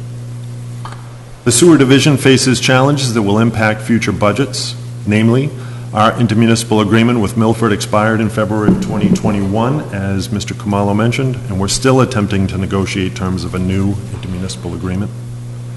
We're also watching developments along South Street. New businesses are wonderful for the community, but big water and sewer users could force us to send our sewer to Milford at much higher treatment costs. Of course, the system would benefit if households that have access to the sewer system connected, so that the system capital and operating costs could be spread across more system customers. With that, with your permission, I'll turn it over to our CFO. Thanks, Madam Chairman, members of the Select Board. The recommendation for tonight on the water enterprise is for a 9.5% increase in rates this year. That would raise the average water bill for a residence from about $287 to $314. $27 increase for that 9.5%. That is 3% above the level we projected last year before we fully understood the MWRA and PFAS challenges. So that change is driven by a cost path that's related to the MWRA connection, as Mr. Kamalo discussed. The 9.5% increase and similar increases over the next several years provide a good interim baseline for funding to keep the water enterprise solvent as the town resolves unknown cost questions on the MWRA connection project. And those, of course, are outlined in the memo in your packet. A year from now, for FY24's recommended rate increase, we may be talking about a number that's higher than the 9.5% estimated right now. Again, based largely on how the cost projections for the MWRA and potential subsidies and other sources of funds shake out. On the sewer enterprise, we're recommending a 5% rate decrease, which will be a drop in the annual sewer bill for the average resident from $940 by $47 of that. So a 2% rate increase was projected for FY23 at last year's rate hearing. The 5% reduction is possible because of large retained earnings balance and the high current year revenue surplus. Unless new capital requirements emerge, the projection is that sewer rates can remain unchanged for several years and then require steady 2.5% to 3% increases starting around 2027. If there are expansions to the sewer system before then that will change that outlook. But right now, that's a very good, stable outlook for the sewer based on the infrastructure we have today. I'm confident that the rate actions recommended tonight position water and sewer enterprises for a sound fiscal year 2023, and the rate projections for the coming years are reasonable given the information we have right now. As another matter, the Select Board will consider extending a sewer fee discount for seniors, providing up to $200 off sewer charges for individuals who qualify for property tax exemptions from the Hopkinton Board of Assessors. The program was adopted at a rate hearing in 2019 and has been extended since then. We have 18 users in that small program in the current year. The recommendation tonight is to again extend the discount and to add seniors who receive the state and town circuit breaker tax credit discount. We believe that'll add about 6 more people who don't get the other exemptions but do get the circuit breaker, which is a pretty stringent means-tested program. The sewer discount program is projected to cost not more than $4,800 next year, and that would add about 0.25% to the bills of the other users who subsidize that discount. So that'd be about $2.50 on an $893 average bill for a residential sewer user to support that program. If the Select Board wishes to add a similar $200 discount for water enterprise users who likewise qualify for the town property tax exemptions and the senior circuit breaker tax credit, we haven't done that in the past, but our estimate is that about 40 households would qualify for the coming year at a total cost of not more than $8,000. And if adopted, that program would add a bit under 0.5% to the smaller water bill, or about $1.40 to the average water bill for a user who doesn't get the discount, about $314.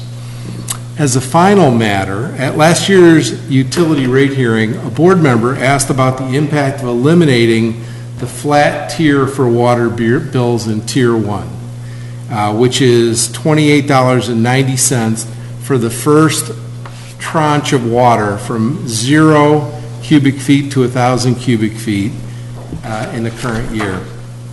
So the finance team did detailed research on this question, and we were surprised by the large number of bills that are issued for the minimum amount. For fiscal year 21, which was the last data set we had with a complete year of billings, because we're still billing at the beginning of this month for this year.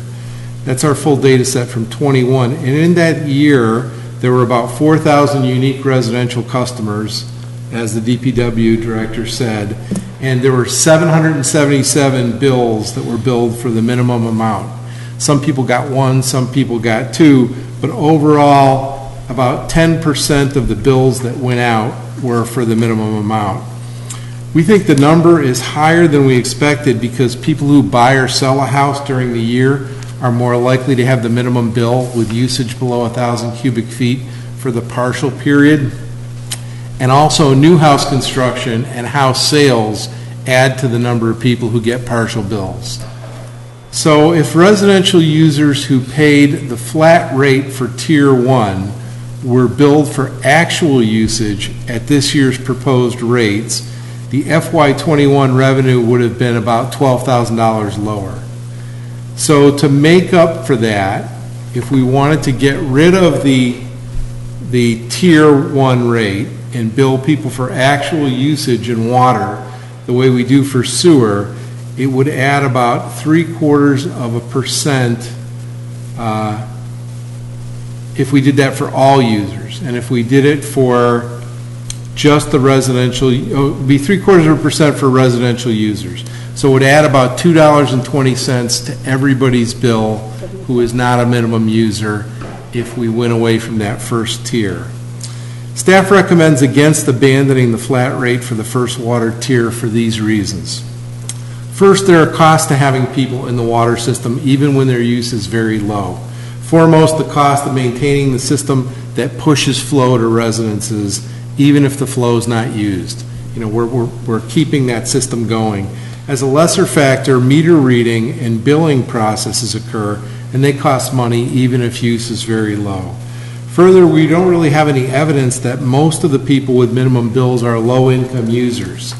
Some might be, but some might also be people who travel a lot, or people who own multiple homes, or people who are buying and selling homes. And we're a little reluctant to recommend a program to help people if we're not sure it's actually going to help the target people, the low-income people who are the concern that was expressed. Given those factors, a minimum base access fee for water seems reasonable. However, if the Select Board decides to move away from the flat first tier, the recommendation would be to adjust the FY23 rates from 9.5% to 10% to account for that so that we still hit our target revenue. And I have the slight adjustments in the 3 tiers if there's interest in doing that. So I think with that said, we're happy to answer any questions. The things we want to do is set a rate for water, set a rate for sewer, talk about discounts for water and sewer, and if you wish to eliminate the flat tier for water, we probably have some more talking to do about that.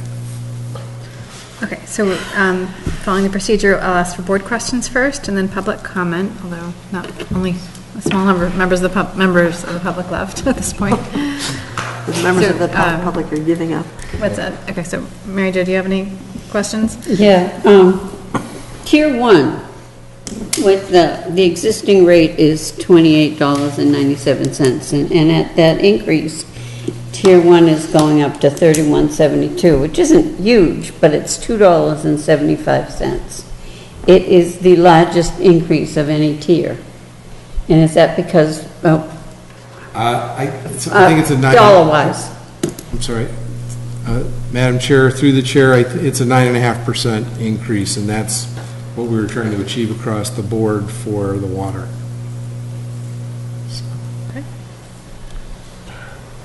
Through the chair? Yeah. So in reading through the packet, so that these 9.5% increases are likely for the next several years on water?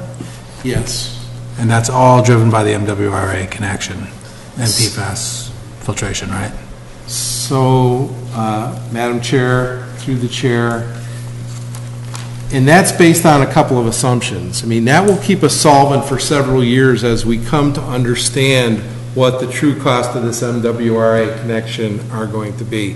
But the assumptions built into that for the next several years are that we're going to pay $10 million of the $25 million construction cost on the backs of the ratepayers, and that the connection fee will be waived. If the connection fee is not waived, we're going to understand that we're going to have to ramp those 9.5 up. And if we cannot come up with additional federal money in forthcoming stimulus and subsidies for shovel-ready projects, and we have to spend more than $10 million of ratepayer money to do the connection, those rates will have to go up. Just alone, looking at the components of this, the cost of purchasing the water is going to be enough to almost double the cost of our water bills when we go to the MWRA, depending upon what we can do with leakage, if we can bring the leakage down. And as the town manager said, leakage has been a concern environmentally and socially when we're pumping cheap water out of the ground and it's leaking back into the aquifer.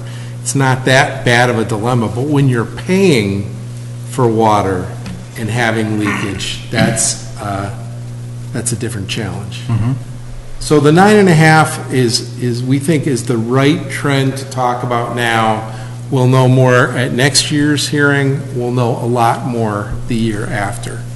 But these rates are going up, and the band of ranges that we've projected, depending on how these factors work out, is over the next several years, probable doubling or tripling of rates, even if many things break our way. But that's to get clean, safe, reliable water supply for the next 100 years. Thank you. Meryl, do you have any, or should I? Just in the interest of transparency, do we have the increases that we have done over time available on the financial page? I think they get wiped out when we replace them with the new rates, but we can easily put that up there. Yeah, I know that, I know that this is an issue of some concern for people, and the rates are always an issue of some concern for people, and I think there's a broad understanding that we're in a position that, we're in an extraordinary position as well. But just if people can sort of, and see, like, just the information you just presented in symbol form, see what to expect over the next several years, I think that that's helpful. Yes, ma'am. And we have a tool that we've developed that would allow you or members of the community to go in and put in your own assumptions about how much of the 25 million is going to come from other sources, about what we have to pay for buy-in, about what we can do for the leakage, and about a couple of other factors. And you can plug in your 4 assumptions, and it will tell you what rates will ultimately likely go to. Okay. How are we doing on leakage? Is it I&I? Is that what it is? So, or is it? Through the chair, we do an annual water audit, which looks at our billings and our users, and we also do an annual leak detection. As far as the audit, what we're finding is that if you implement all the recommendations that are provided by the engineer, DEP says that you are functionally equivalent. We are not satisfied with functionally equivalent. Their goal is 10% unaccounted for water or non-revenue water. This past year we were at 20%. Leak detection survey, anytime we find leaks, which in the past several years have been very small, we'll repair them immediately. We believe that a lot of it is attributed to the construction that we've seen and the extension of mains, flushing of mains. So we're not satisfied. We continue to work on that and continue to try to lower that to the DEP's recommended 10%. Okay. Sorry, To the chair. I have a few questions, as you could expect, probably. But thank you. This is very thorough, and like all the groundwork and analysis and the projections. Thank you for that. One, I would start with, being an enterprise fund, where are we separating out the increases on one and discount on other instead of blending it? Wouldn't that be easier to just take it together, because it's the same department, right? And the same services overall budget-wise? Just a thought. So, Madam Chair, are you saying to blend the water and sewer together, or? To blend the overall cost together, right, and then project the rates. I mean, it will be simplified. So the idea is that they want to give me a rate increase as a taxpayer who doesn't get any discount, and we want to target the discount to a few dozen people who have met some pretty stringent criteria. So we couldn't just give a slightly lower increase. You want to give me the increase and then get some deserving person who needs help and give them the discount. Because it's a different service. Yeah. Sorry, through the chair. In fact, at a practical level, there are people who are on water and not on sewer, and vice versa. Yeah, someone can Okay. sue. Yeah, So thank you. there's That about clarifies it. almost twice as many people on water as on sewer. Okay. Many people have water service and septic tanks. Thank you, that's And helpful. apparently, there's a few people who are on sewer who are not on water. Interesting, Which yeah. seems strange, but apparently they're pumping wells in their yard, Yeah. and then they happen to be close to the line. So we have we have every permutation. Yeah, I didn't know that. Thank you, that's helpful. I Second believe is that the on enterprise fund requirements from DEP require that they be kept separate, too. Am I Yes, correct in that? yeah, because they are separate services, and the cost basis, the capital, we separate the capital. Okay, so we're approaching 10 o'clock, so let's go ahead and get through Yeah. your questions. I have two more. This is Yeah, go for fascinating. it. So one, through the chair, the deficit that you are projecting, how does that look on the overall budget? We would want to see that probably. And I know the debt exclusion is a separate topic, but that would also have a budget impact, obviously, right? So kind of tying it together, we want to see the deficit starting and how big it's going to grow over the years with these imminent, items that we already know. So through the chair, on page 52 of your packet, there's, for example, for the water, and it really doesn't show a deficit on this projection until 2027. And, what we have is retained earnings, which is a negative deficit. It's the opposite of a deficit. It's actual wealth in the fund. And what we're doing is minimizing the increases to steady them out and then burning down the retained earnings as we learn more over the next 2 years about what these costs are really going to be. But we will never have a deficit position in these enterprise funds. We ultimately will project and adjust rates to maintain a positive retained earnings, and we target 15% of operating costs as a retained earning balance. So what we do is, and in fact, the Abrams Group takes a look at the capital costs for the $10 million in construction or the buy-in, and then they add that on as a series of $400,000 or $800,000 costs in the out years, and that's how we project what the rates would need to be to capture that, along with things like wage increases and replacement of trucks and the normal things. Thank you, that's helpful. I think with your magic, if you can put a few slides for telling the story for the larger town, that would really be helpful. Yes, sir. Thank you. Because it does impact everyone's tax dollars and rates and all those. So I think we owe to the residents to explain why and what, and which you have done tremendously well here. I just want to see it a little bit in a summarized storytelling form that can be available for the residents. Great. Thank you. Excellent. Maria, did you have one more question, or has it been answered now? No. Yeah, well, I guess I do, because I was going to do the tax exemption part. We have it for water. Did you say at town meeting we passed it? I mean, for sewer too this year? At the last annual town meeting, we requested authorization to file special legislation that will allow for discounts for both water and sewer. Both, okay, so this motion should be for both water and sewer? If you choose, you're currently doing, Madam Chair, you're currently doing the sewer discounts. There's been discussion of extending it to water. Now that water is spiking, it's proposed that you add water because the cost is nominal to help this identified pool of very needy users. Okay, so I think, given the hour, I think we need to open up to public comment now. Already, I thought there might be, so come forward.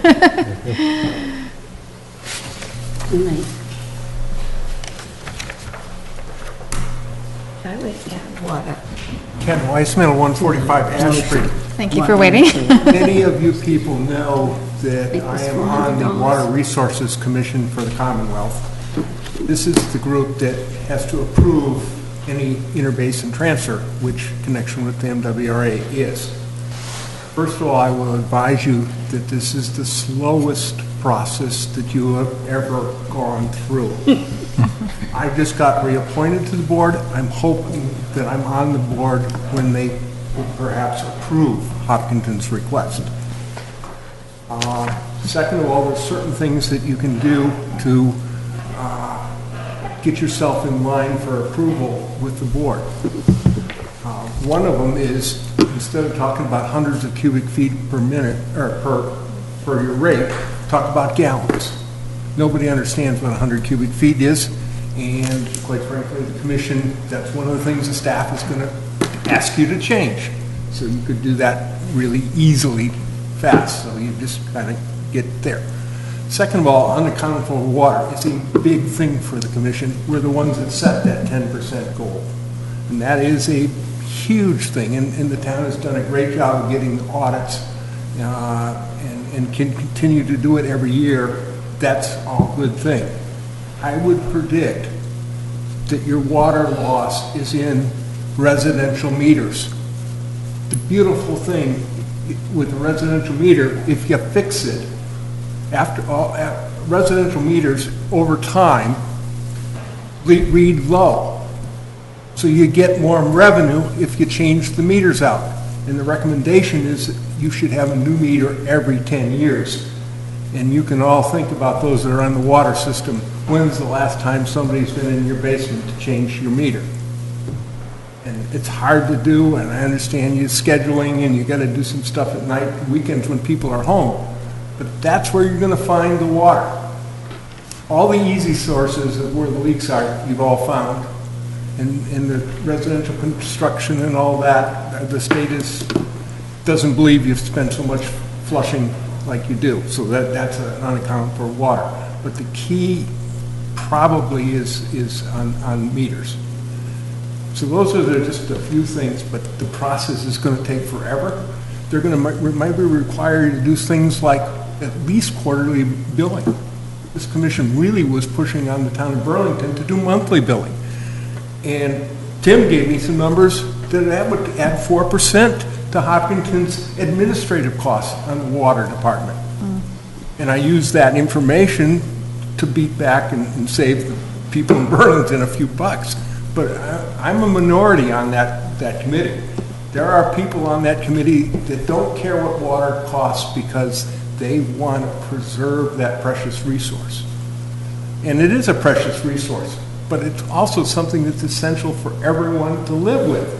And therefore, I believe it ought to be done as efficiently and cheaply and not wastefully done. But there are not quite a majority of members of the board. One person on the Burlington wanted to do away with outdoor watering if you took an MWRA connection. I mean, there's going to be a lot of heartache during this process, and it's not going to be necessarily cheap. But anyway, those are my thoughts. Thank you very much. I agree with the rate increases that they proposed. Thank you. Okay. I think there's no more public comment. Okay. Okay, so any further board discussion? Or are we, I think I'm comfortable with the explanation and going with the rates suggested. I definitely support the tax, or the programs to help the seniors for both water and sewer. I'll move the water. I move to set the water rates for fiscal year 2023 at the increase of 9.5% effective July 1, 2022 as follows. 0 to 1,000 cubic feet, $31.72. 101 to 8,000 cubic feet, $3.97. And over 8,000 cubic feet, $8.03. And I would also want to implement... They're written as separate motions, so should we vote on that one first? Okay. Yeah, let's vote. Yeah, that's going to separate. Can I offer a friendly amendment that in the second tier, it shouldn't be 101, it should be 1,001 to 8,000 cubic feet? So that the 13.25 per cubic, 100 cubic feet. 1,001 to 8,000? Yeah. Oh, okay. Yeah. What did I say? 101. Oh. 1,001. Okay. 1,001. Okay, so we need a second? Second. Okay, all in favor? Aye. Aye. Any opposed or abstained? Okay, the sewer rates. Okay, I move to set the sewer rates for fiscal year 2023 with an increase of minus 5% effective July 1, 2022 as follows.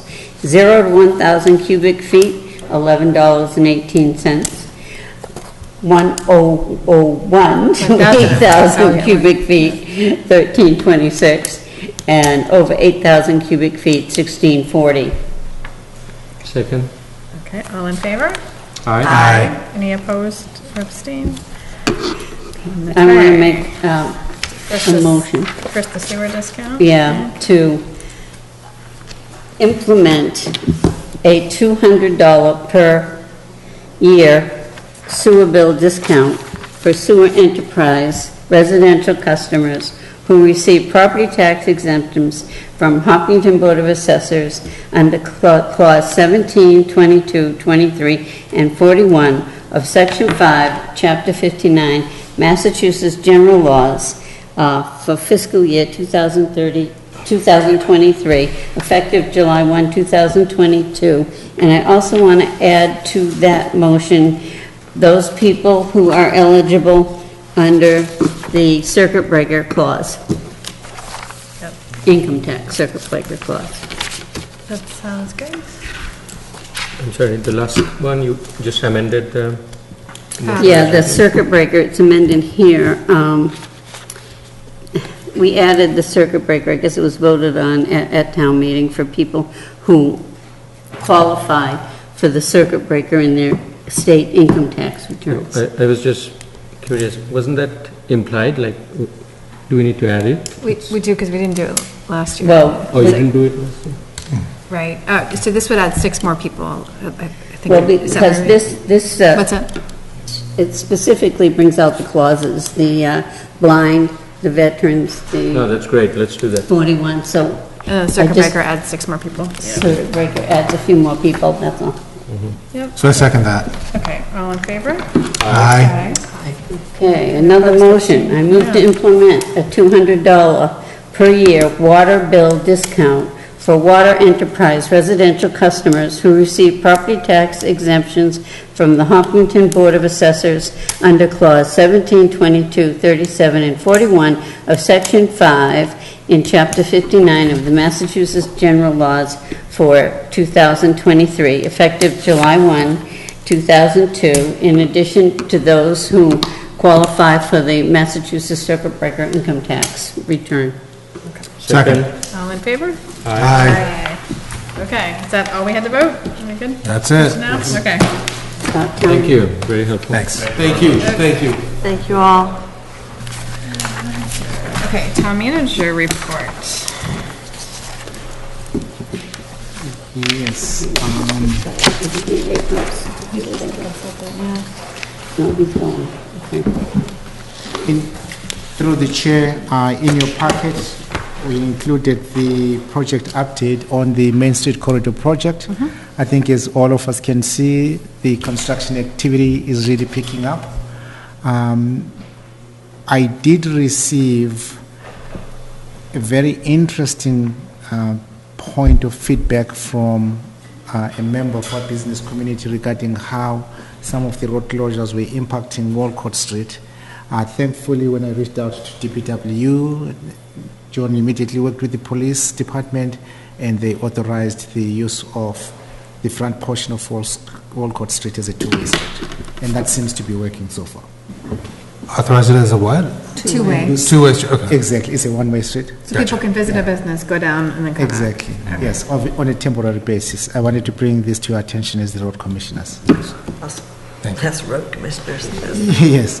In terms of PFAS, I also shared with the board the latest advisory that has come from the Environmental Protection Agency, EPA.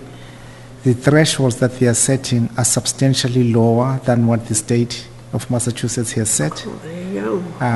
DEP has told us that it requires time, that is Mass DEP, it requires time to review what this means for the Commonwealth. What we are also hearing is that, in fact, the levels that are set are scientifically almost impossible to measure. So the bigger question is, how do you actually operationalize the I the guess thresholds? if you detect it, you're over the limit, right? Yeah. Yikes. On that note, through the chair, Norman, the advisors' comments or findings, is that available for us? Yes. It's in there? It's included. The thresholds are included in the town manager's memo. Oh, okay. But Yes, and I also included a link to the EPA site Two with all the links, yeah. frequently asked questions. Yeah. MWRA connection, the chair, Tim Ties, John, and I attended a meeting of the Westboro Select Board to review Hopkinton's request for a permanent connection to the MWRA. I believe, and Amy, feel free to jump in. This was a very constructive meeting, received excellent feedback and guidance, and the overall decision by the Select Board was to refer us to, and this is a phenomenon that I was not familiar with, this was my first time hearing about it, they have a DPW planning board. And so this is where we were referred to. I'm working with the... They will be tasked with doing some kind of public information and letting the public ask questions. Yes. I am now working with the Southborough Town Manager, Mr. Pepo, to schedule a meeting with the advisory board. And I would say the Southborough selectmen and the audience members, the residents there, asked all the sorts of questions we would have asked, I think, too, if the reverse was the case. So, thought they were good questions. So. And then I'm also giving you a heads up that per our policy, we are completing a review of the pay classification plan. We do this every 3 years. We are working with the HR office, with the personnel committee to tighten up our recommendations, and thereafter I'll bring the recommendations to the select board for discussion. Yeah, I think that's a really good idea, especially with inflation. We want to make sure we're paying the right rates, market rate for our employees. Yeah.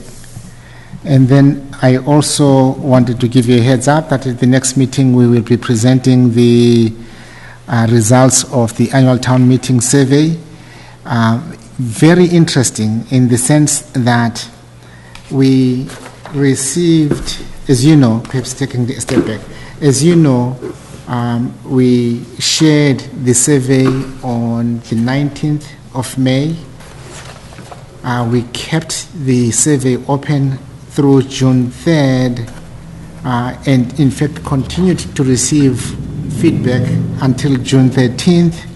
All in all, we received a total of 434 responses. Where were they at town meetings? I'm sure they were not there. But that's right, that's right. And here's the interesting statistic. 98% of the respondents identified as registered voters in Hopkinton. 82% of respondents have lived in Hopkinton for over 5 years. 6% of the respondents have lived in Hopkinton for under 2 years. 77% of respondents did not attend any night of town meeting. So they have a high level of interest. Yes. That's the thing. Go in person. Well, or it doesn't work for them for some reason, right? Yes. And then also, interestingly, there were no respondents in the 18 to 24 years age group. I'm not stunned.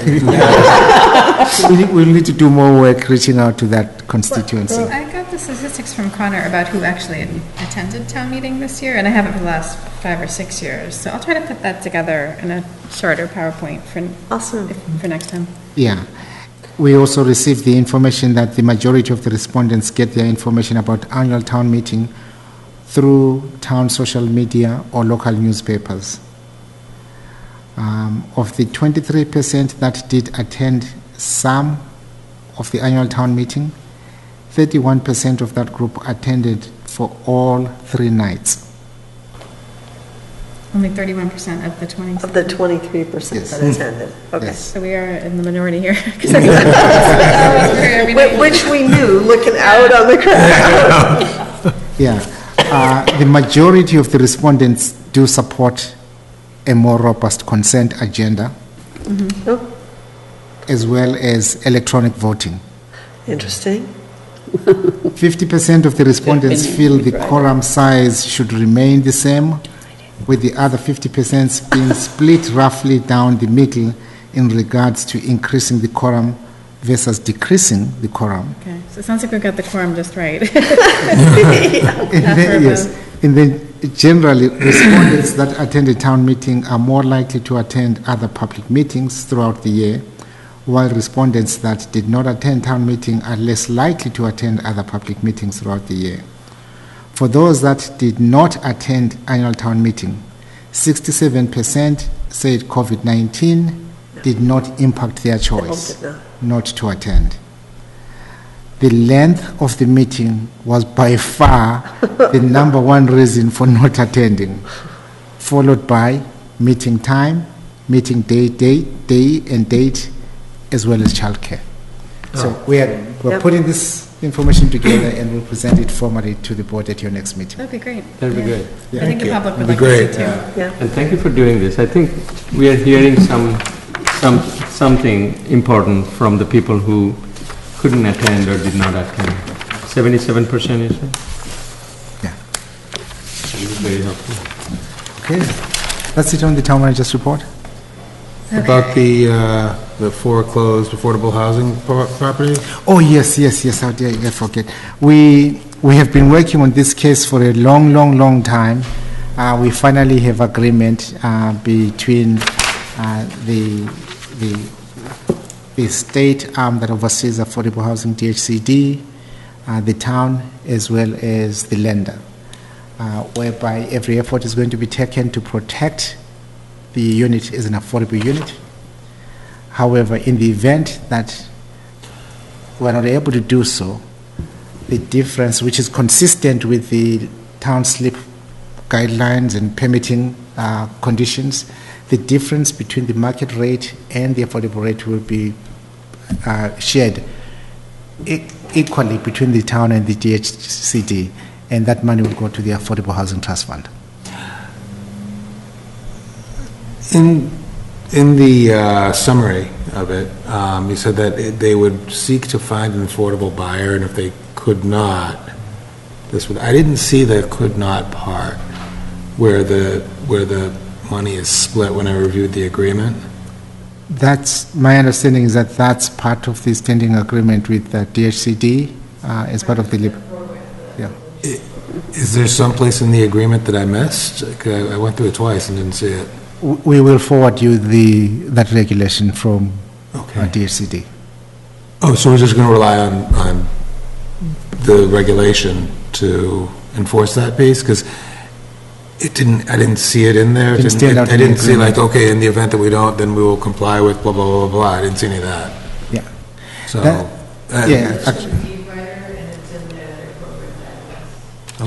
Yeah.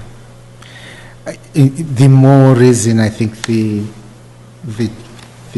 last annual town meeting made the right decision to support some position in town, working with other towns surrounding us to really monitor some of these issues. Mm-hmm. So, I'm not opposed to the agreement at all. I'm completely in favor of it. But as I was kind of reviewing it, I could not help but think that the way properties have skyrocketed in Hopkinton, 27% below market rate on a $1-point-something million regular old house is not that much relief. And it just seems like at a certain point we need to look at what is affordable, and redefine and take a hard look at that. I don't think that's something we can do here right now, but it's a bigger question. It's a state thing, right? Yeah, it's a state thing. It's not us, but that's a good feedback. Maybe we can collectively provide some insights and thoughtful feedback. Yeah, in fact, I think, again, going back to town meeting has spoken, this community has spoken of the need to address affordable housing. So this issue is going to be front and center in our work going forward. I certainly hope so. I mean, it seems like it's a a big issue. Yeah. That's a Through very... the chair, We- if I'm, when you're done. I'm done. Yeah. I actually wanted to complete the thought.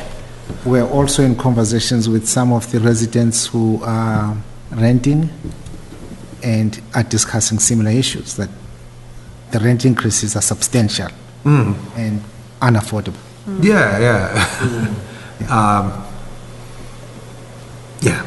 Working in real estate, I'm seeing the prices, and Yeah, sorry.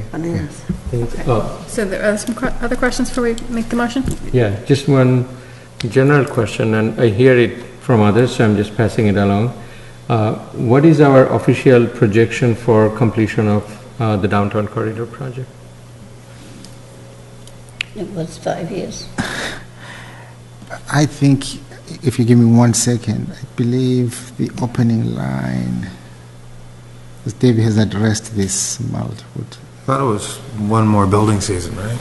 I thought it was supposed to be substantially complete at the end of this season, but Yeah. not Yeah, complete. the Mass DOT original completion date for the project is October 22nd, 2023. That date was set at the award of the contract. As of May 13th, 2002, Mass DOT has confirmed the project is still on schedule for completion by that date. October 23. Yes. That's great. Okay.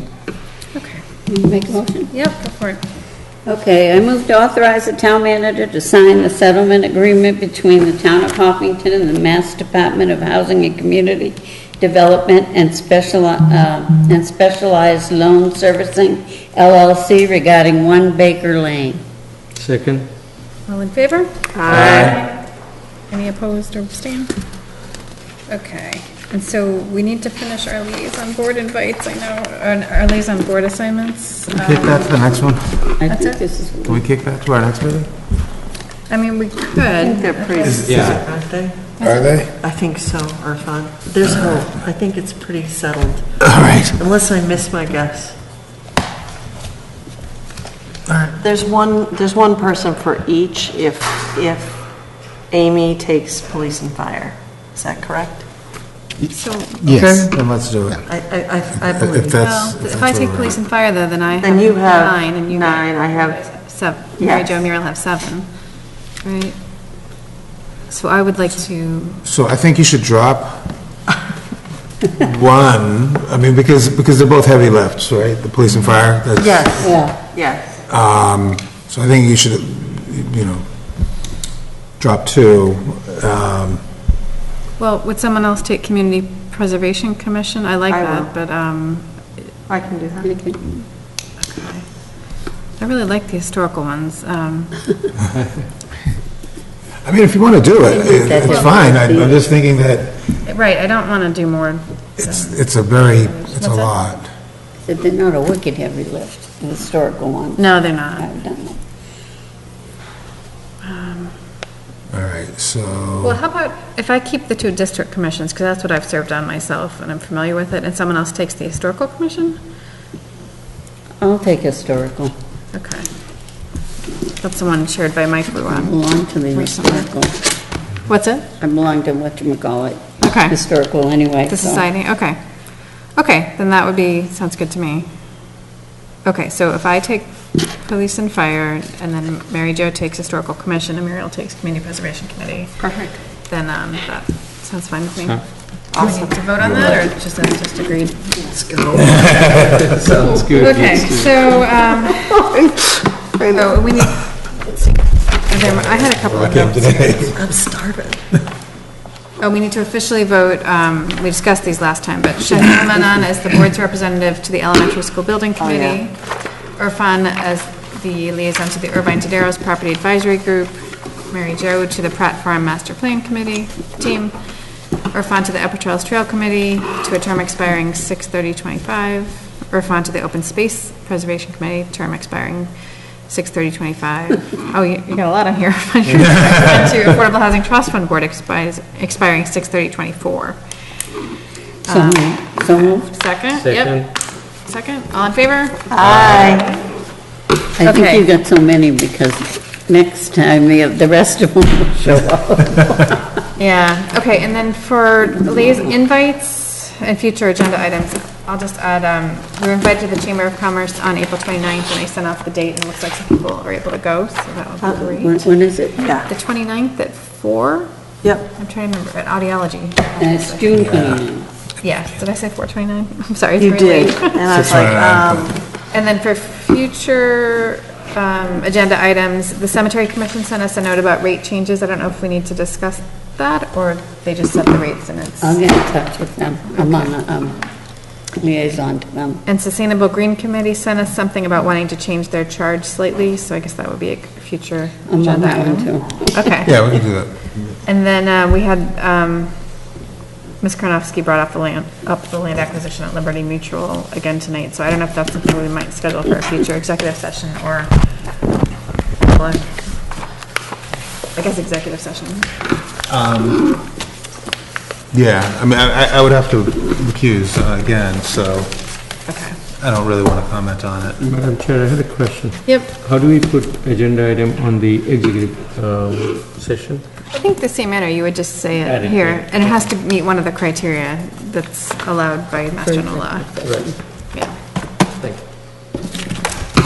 Let's see. And does anyone else have a future agenda item or liaison invite? It's not really related to my liaison, but I just thought I would make a public statement that there is a art exhibit that one of our local artists is participating in, Michael Alfano.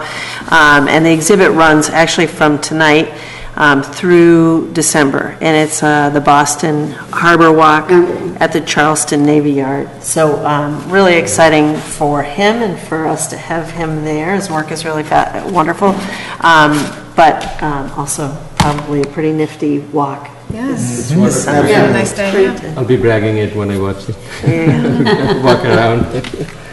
All right, everything else covered, or? I think we're good. Okay, so we need a motion to adjourn. Oh, so moved. Motion we adjourn. Okay. Second. All in favor? Aye. Okay. Should I say